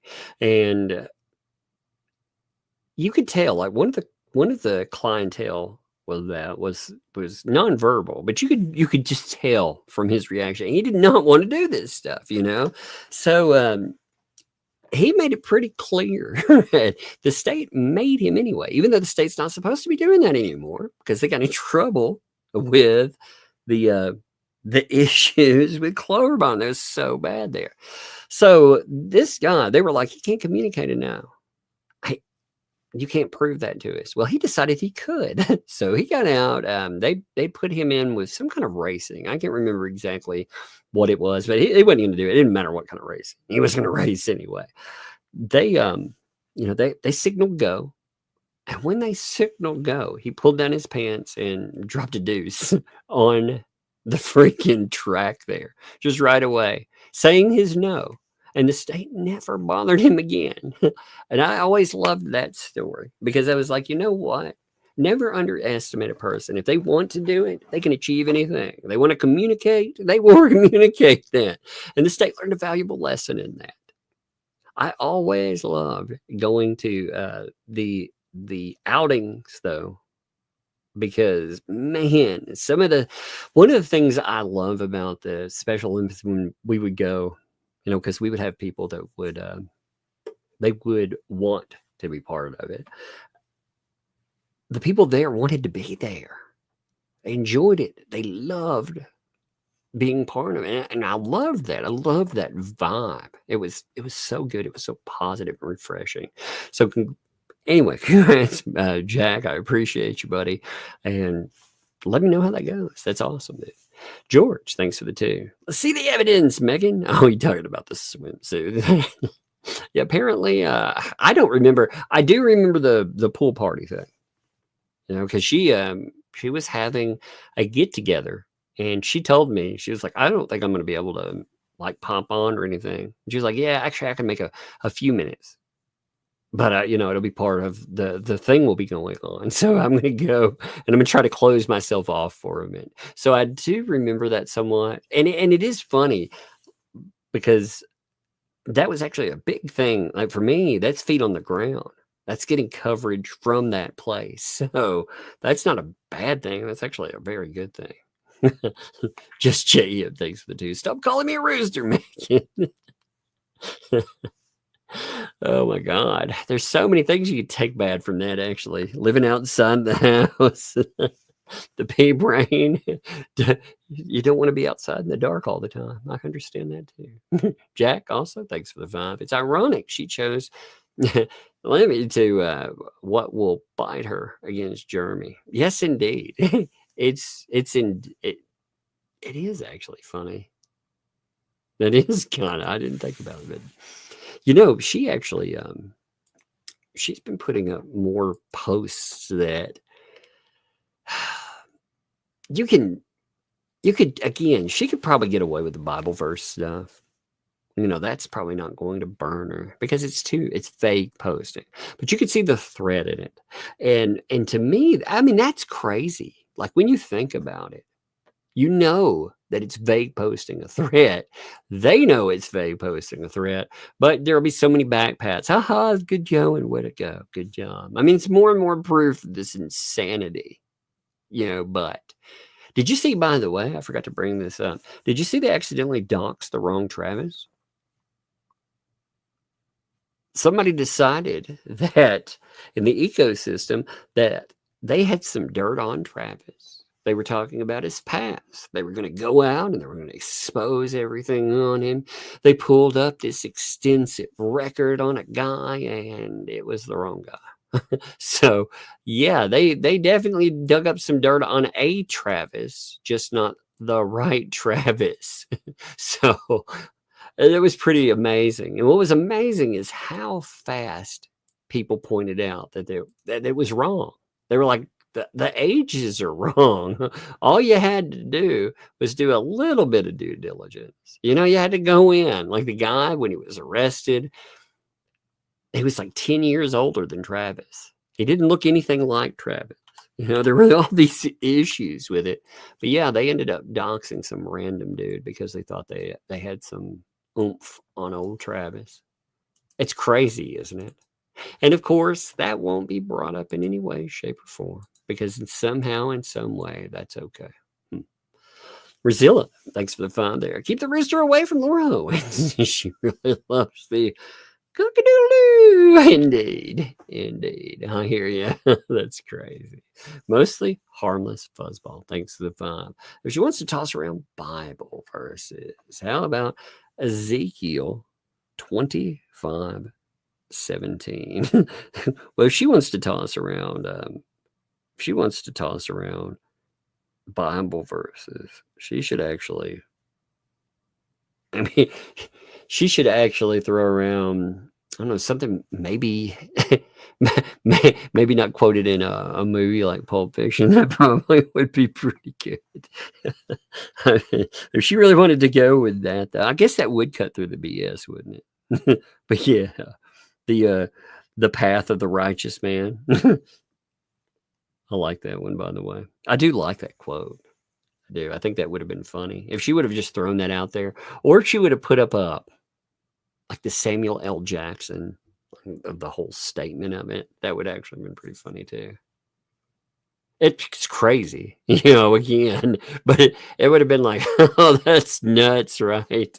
DTG, by the way, thanks for the 6 months. Proverbs 21:9. Better to live off a corner of the roof than to share a house with a quarrelsome wife. I just couldn't believe, like, when I saw, again, Bible verses, it's like, if you're gonna talk about your faith and how you testify and you do this and do that, that's pretty ugly crap to go out and talk about essentially biblical revenge. I got a kid coming, so messing me up there. What's up, kid? Hey, baby. What you doing? Watching TV about TV. Watching SpongeBob SquarePants. SpongeBob SquarePants. Money. Who lives in a pineapple? How's that go? Yeah. I see that. There's so many monies. I see monies, but they're not for you. You're going to go upstairs. Give me a hug, though. My second buddy. Is that money for you? Yeah, well, it's back in the channel. It's for the channel, for what we do on here. Yeah. It helps out with everything. People back our channel. Isn't that cool? You like that idea? Yeah. I'm always in your channel too. Oh, are you now? Yeah, I'm always in here. I see. I see. Hey, by the way, you want to do me a favor? What? You want to sing happy birthday real quick in case anybody has a birthday? Happy birthday to you. Happy birthday to you. Happy birthday to anyone who has a birthday. That's good. You did good with that. Give me 5. I loved it. That was very cute. You know, you sing that very nicely. Yeah. I like it. I had to get my cute voice on. You had to get your cute voice on? Yeah, that's my cute voice. Man, I need a cute voice. Did you know that? Yes. Yeah, I do. I need a cute voice. Do you think I would do better if I had a cute voice? Yes. Really? Yeah.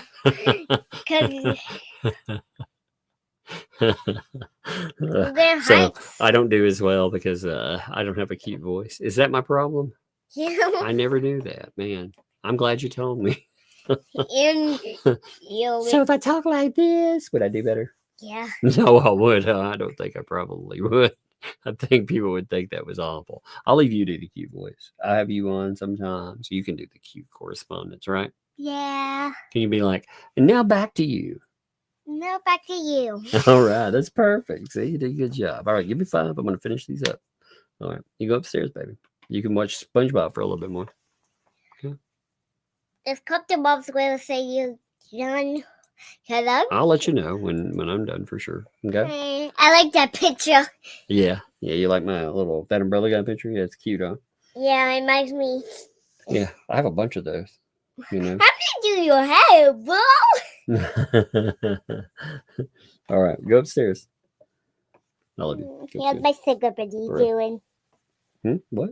How nice buggy doing? I don't know. But hey, you got to go upstairs for him. Yep. I see you, babe. All right. Sticking with, Skipper Trucking.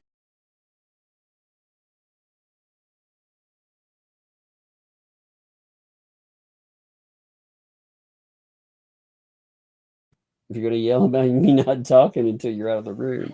Do you hear that? See, that's how you know, like, nothing gets covered. Well, I can hear, because otherwise I won't hear. Goodness. I was like, go upstairs. Oh, Lord. All right, Skipper Trucking. Thanks for the 5 there. Sticking with you. No religion in the chat, folks. Pull up your carpet squares, kids. It's Bible study time. Yeah. Well, typically, I mean, people can talk religion. You can talk religion and politics. Here's the thing. The one thing I don't really like is I don't like seeing people divide over silly things, and what I don't mean that religion or politics is a silly thing, but the things that divide us on it are silly things.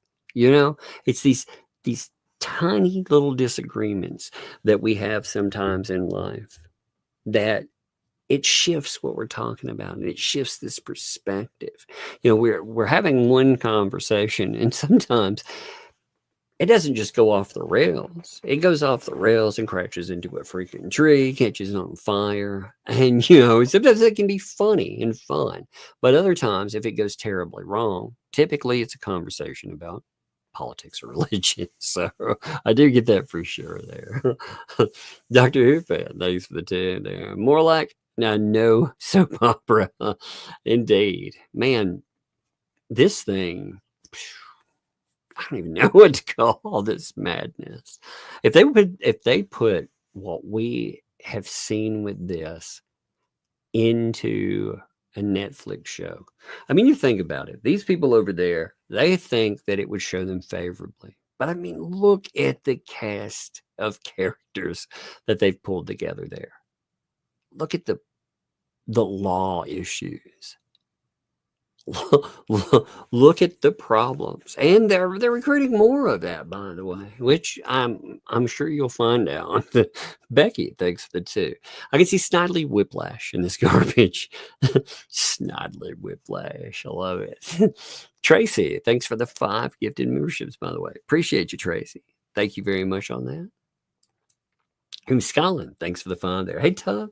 Megan, I messaged you today on X ecosystem.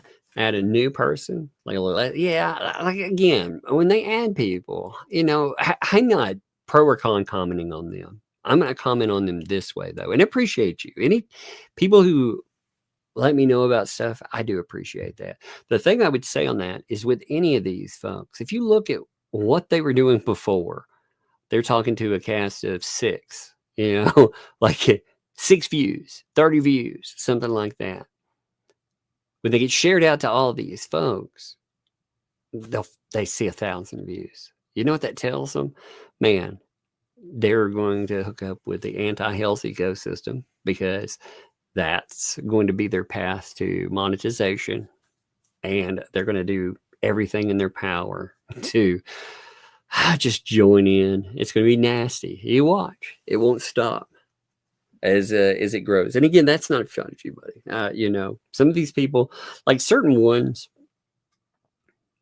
there's some value in seeing what happens with them. Because again, like if you have somebody that's working as a PR agent for someone, if they're a lawyer, an ex-lawyer, or they've been sued as part of something, okay, fair enough. But some of them, and if you do have somebody too, like a person that just decides to cover, if they go in, they cover this stuff straight lace, that's their prerogative. A person can disagree on it. I will say though, that if they're sitting down with 2 of the biggest scumbags that I have seen in quite some time, and they don't find that alone to be something they should ask questions about, I don't know what to tell them. I mean that for anybody out there. It's pretty fascinating stuff. They're going to talk about a YouTuber and the neighbors and not really look at the insanity going on. Like, how did somebody end up in a lawsuit? Oh, what do you mean revenge porn? Seriously? When you start looking at that, I wonder as a female especially, I wonder how they would feel about if that were them in the picture that one of their guests put together. I'm sure they would have a problem with that. If somebody like Jeremy Hale was creating something like that about his neighbors, they would absolutely have a problem with that. They would try to have him arrested and more because of that. They wouldn't see that as a joke. They would definitely see it as an issue. But Jeremy Hale's all good, right? Slug, thanks for the 2 there. Grandma Megan owes me a shot. Long day today. You might get the wrong kind of shot, sir. PDW, thank you for the gifted membership on that too. Thank you, PDW. Appreciate you, my friend. Thank you. Bunsen Rockinstone. Thank you for the 5 there. Appreciate you, Bunsen. I like that name all the time. Remember when she called the cops? LOL. Oh my goodness. Yeah. Remember the cop. How many times did the cops come up? Jackie, thank you for the $3 super sticker there. Appreciate the super. I'll have to go back and review it. I did not see it drop in, so I definitely want to see that one. SF, thanks for the 2. Holy crap! I thought this was what the hell's case. No. Well, it has a lot of similarities, doesn't it? It really does, doesn't it? Rach. So it was Rach. Thank you, Rach. Yes. So thank you there. So check your email talk. Birthday present incoming. I saw that. So Rach, I want to give Rach for sure. Thank you. Big time. I definitely do appreciate that. Send me an Amazon gift card. Man, that's cool. Like I said, there's a couple of books that I've been eyeballing, but I was like, I don't want to. They're they're the big collector edition volumes. I wanted to buy the old Marvel Godzilla set, and that definitely covers it. And there was something else I don't remember. I'd have to check, but that covers almost all of that. So that is awesome. I'd been sitting here thinking, do I want to get that? Do I really It's not really in the I try to stick to a budget. I try to make sure that my spending is responsible. So I appreciate that. Like I said, that very much so. Thank you, Rach. Buck Naked, thanks for the 5 there. Free bleeding until national news covered it during a marathon. Jokes gone viral. Oh, gross. I remember that. That was so awful. Yes. You're talking about when jokes become something else. So that was one that was really, it was like, are you kidding me? Are they really going to push that and say it's some kind of, and they did. But there's been all kinds of stuff like that. And you're right. That was a crazy one. Navy vet, love for the broken. Thanks for 10. I'm sorry, but when I was young, if a man slapped me, I'd deck him. I wasn't going to deal with a crazy guy. That's within you. Hey, if somebody puts their hands on you, like, forget that. I mean, honestly, if somebody puts their hands on you, period, I would not wait around to get approval from HR to tell me no. I would have handled that myself. I 100% agree. I would not have been happy about it at all. Green Veggie Beast, thanks for the vibe. Laura Owens should have swallowed. Indeed. Well, the thing about Laura Owens is, again, we have no idea. In some of the other relationships, especially, we have no idea what went on, how far stuff in relationships went on, and what extreme she's gone to. I wondered this. Did she just claim pregnancy? Or did she try to get herself pregnant? That stuff not work out? Because that's crazy, man. And if it would have worked, if she would have been able to artificially inseminate herself, then he would have been on the hook, whomever. So that's crazy business, right? Brazil around, thanks for 5. What is Laura Owens looking into recently? I think Laura Owens, indeed. She actually, her lawyer right now is, her lawyer who says that he's not going to get that involved. He's still talking about trying to appeal it to a higher court. That's not going to work, by the way. There's nothing in that to appeal. It's been shot down pretty thoroughly. They are not going to win an appeal. That's just not going to happen. They just keep spending more and more money. We're talking tens of thousands of dollars every time. Kick it up. And she's looking at prosecution. 7 counts right now. So, yeah, she's in a bad way, and she's going to make it worse for herself. Sassy, thanks for the 5. We need those vocal super chats here, Doug, because this would be a fun one. The world is as flat as Dolly Parton's boobs. That's funny. LOL. I just love you guys. Yeah, indeed. It has to run off of OBS, unfortunately, and I'm going to try. I've got a tower set up. And I'm going to try setting up OBS on it. Sometimes OBS just doesn't work out in the sticks. OBS, by the way, if you don't know what I'm talking about, we have to link to YouTube in a certain way. And the program that you link through, it can have add-ons. That's what that is. It's an add-on that you have to put in. And I don't think it would work with this. William, thanks for the 5. Hey, Megan, Slug says you're short. Oh, wait, he said not to tell you. Indeed. Oh, whoopsie. Let that one out of the bag. That's funny. Becky, thanks for the 5. So I guess I object. Why? Because I said so doesn't work. Who knew? I know. It's crazy, isn't it? Who would have thought? Joyce thinks so too. At the pool party, it's a cover-up. Indeed. That's so funny, though. That whole pool party thing is pretty funny. I didn't realize, anybody had objection to, not that it would have mattered anyway, but I had no idea. Just some of the stuff that comes up from people. I mean, really, I can't believe that people would have a problem with a pretty modestly dressed person at that. Megan's not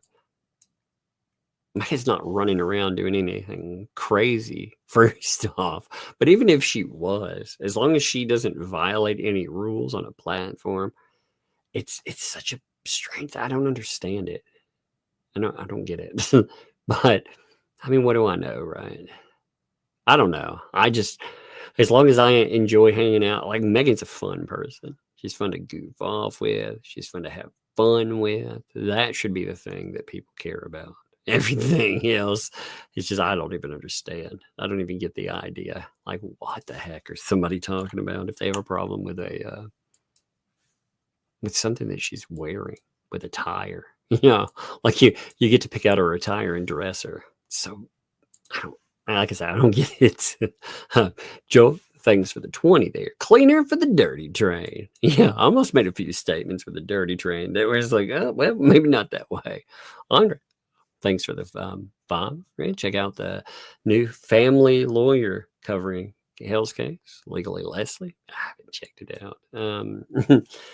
Oh, like I said, if I see certain people in there, I don't have any need for it. They could go in. People could pull up the documentation. The documentation's out there. It's easy to find. And the depot, I mean, that insane freaking depot of hers, that's out. Her statements, by the way, the one thing I would ask, like for a female, if somebody was posting about you, saying they had pictures of you, let's say, doing oral arguments on them, and they were talking about other pretty awful shit with that too, would you have a problem with that? Again, with the revenge porn thing, would you have a problem with that? And then beyond offense, I'm not just talking about, oh, it hurts your fees. I'm talking about it actually being an issue. And then somebody calling you some kind of a predator. This is one thing I think a lot of people can understand, but especially as a man, you understand. Those types of accusations, they destroy men especially. That is the kind of thing that you don't come back from. So to throw that out there, like, anybody should be able to understand that, and there is no, again, it's not rhetorical hyperbole like we've seen thrown at that wall trying to make it stick. Like certain things, if you want to argue, hey, that was just an insult, whatever. There are certain things, though, talking about getting some ex-cons together and putting a tracker on your vehicle. Like, come on, man. Some of this stuff is insane. And you would think, man, people need to look that over. Bonnie, by the way, thank you.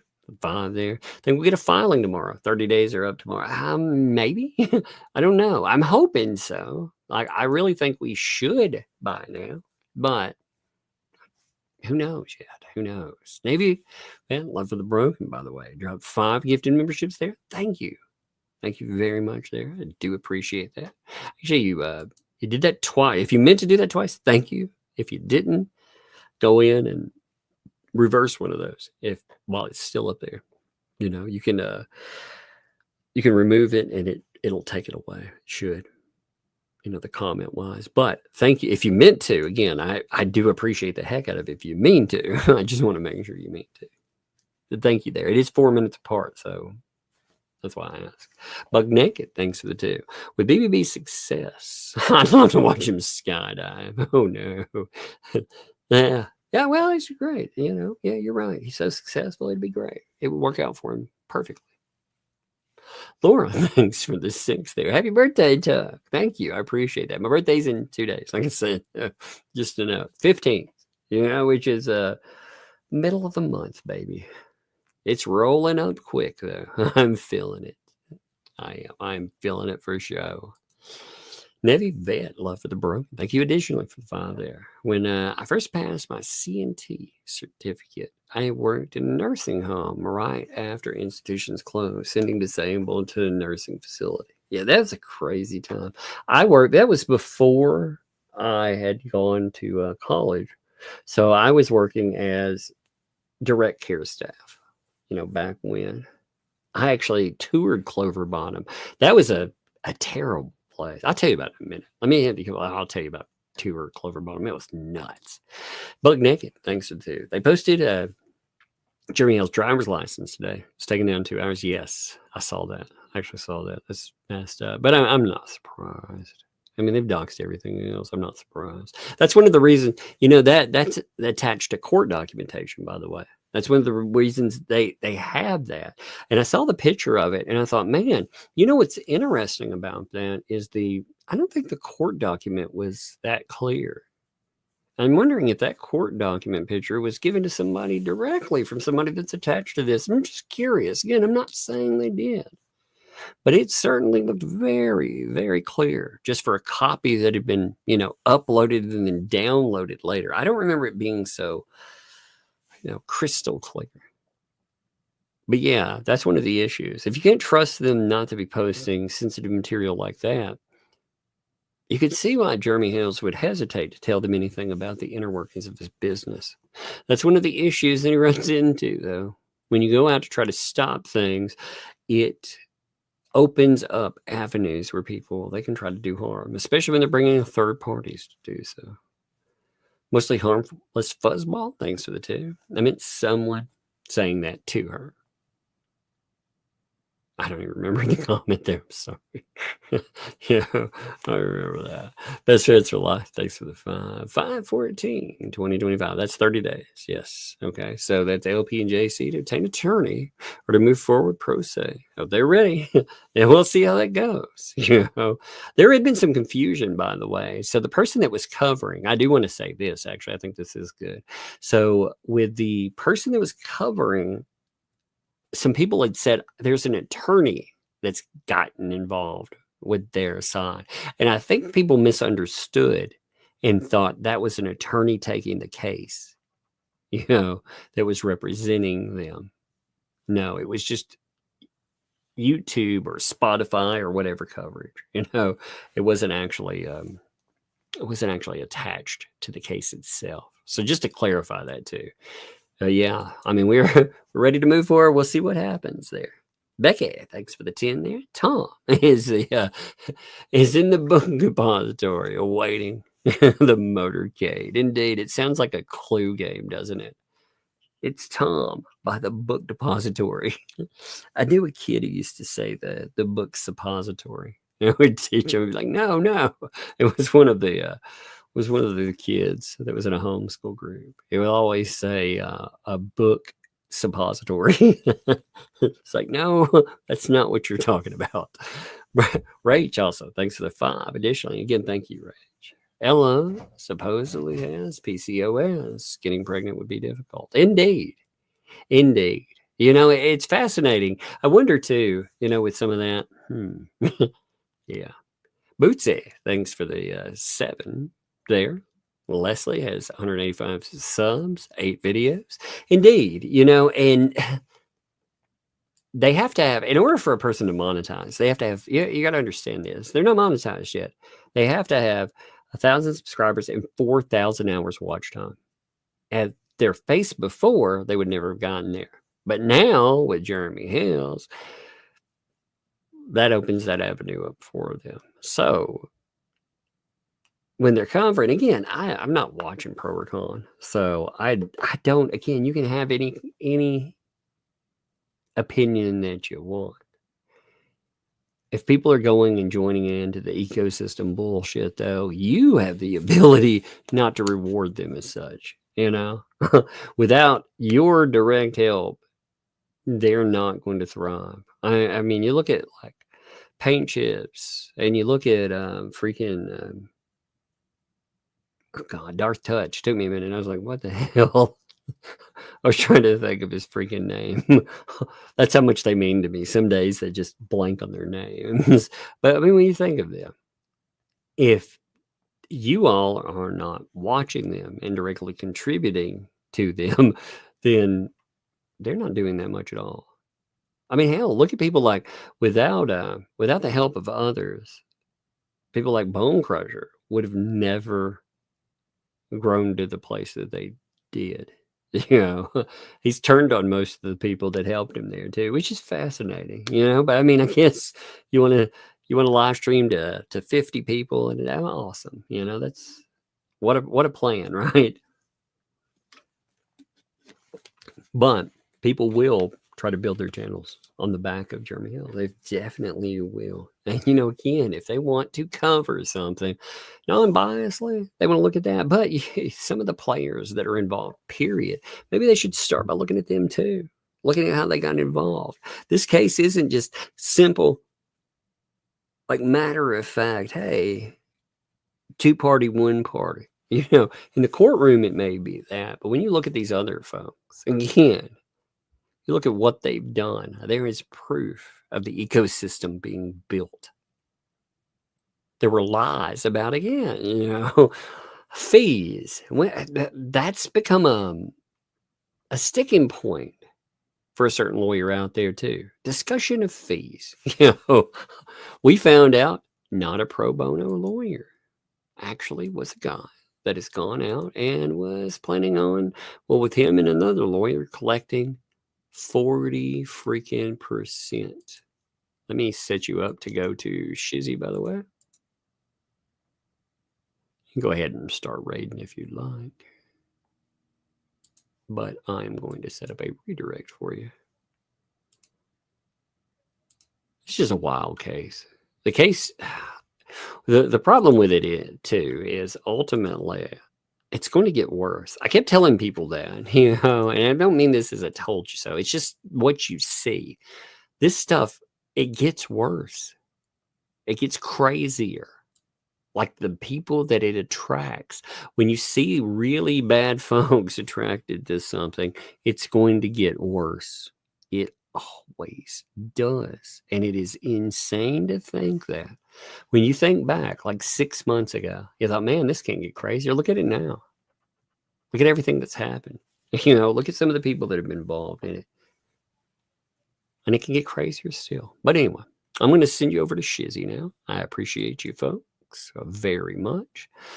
Tell them Tug sent you, Mug sent you, whatever. And yeah, give him some love. So I'll see you later.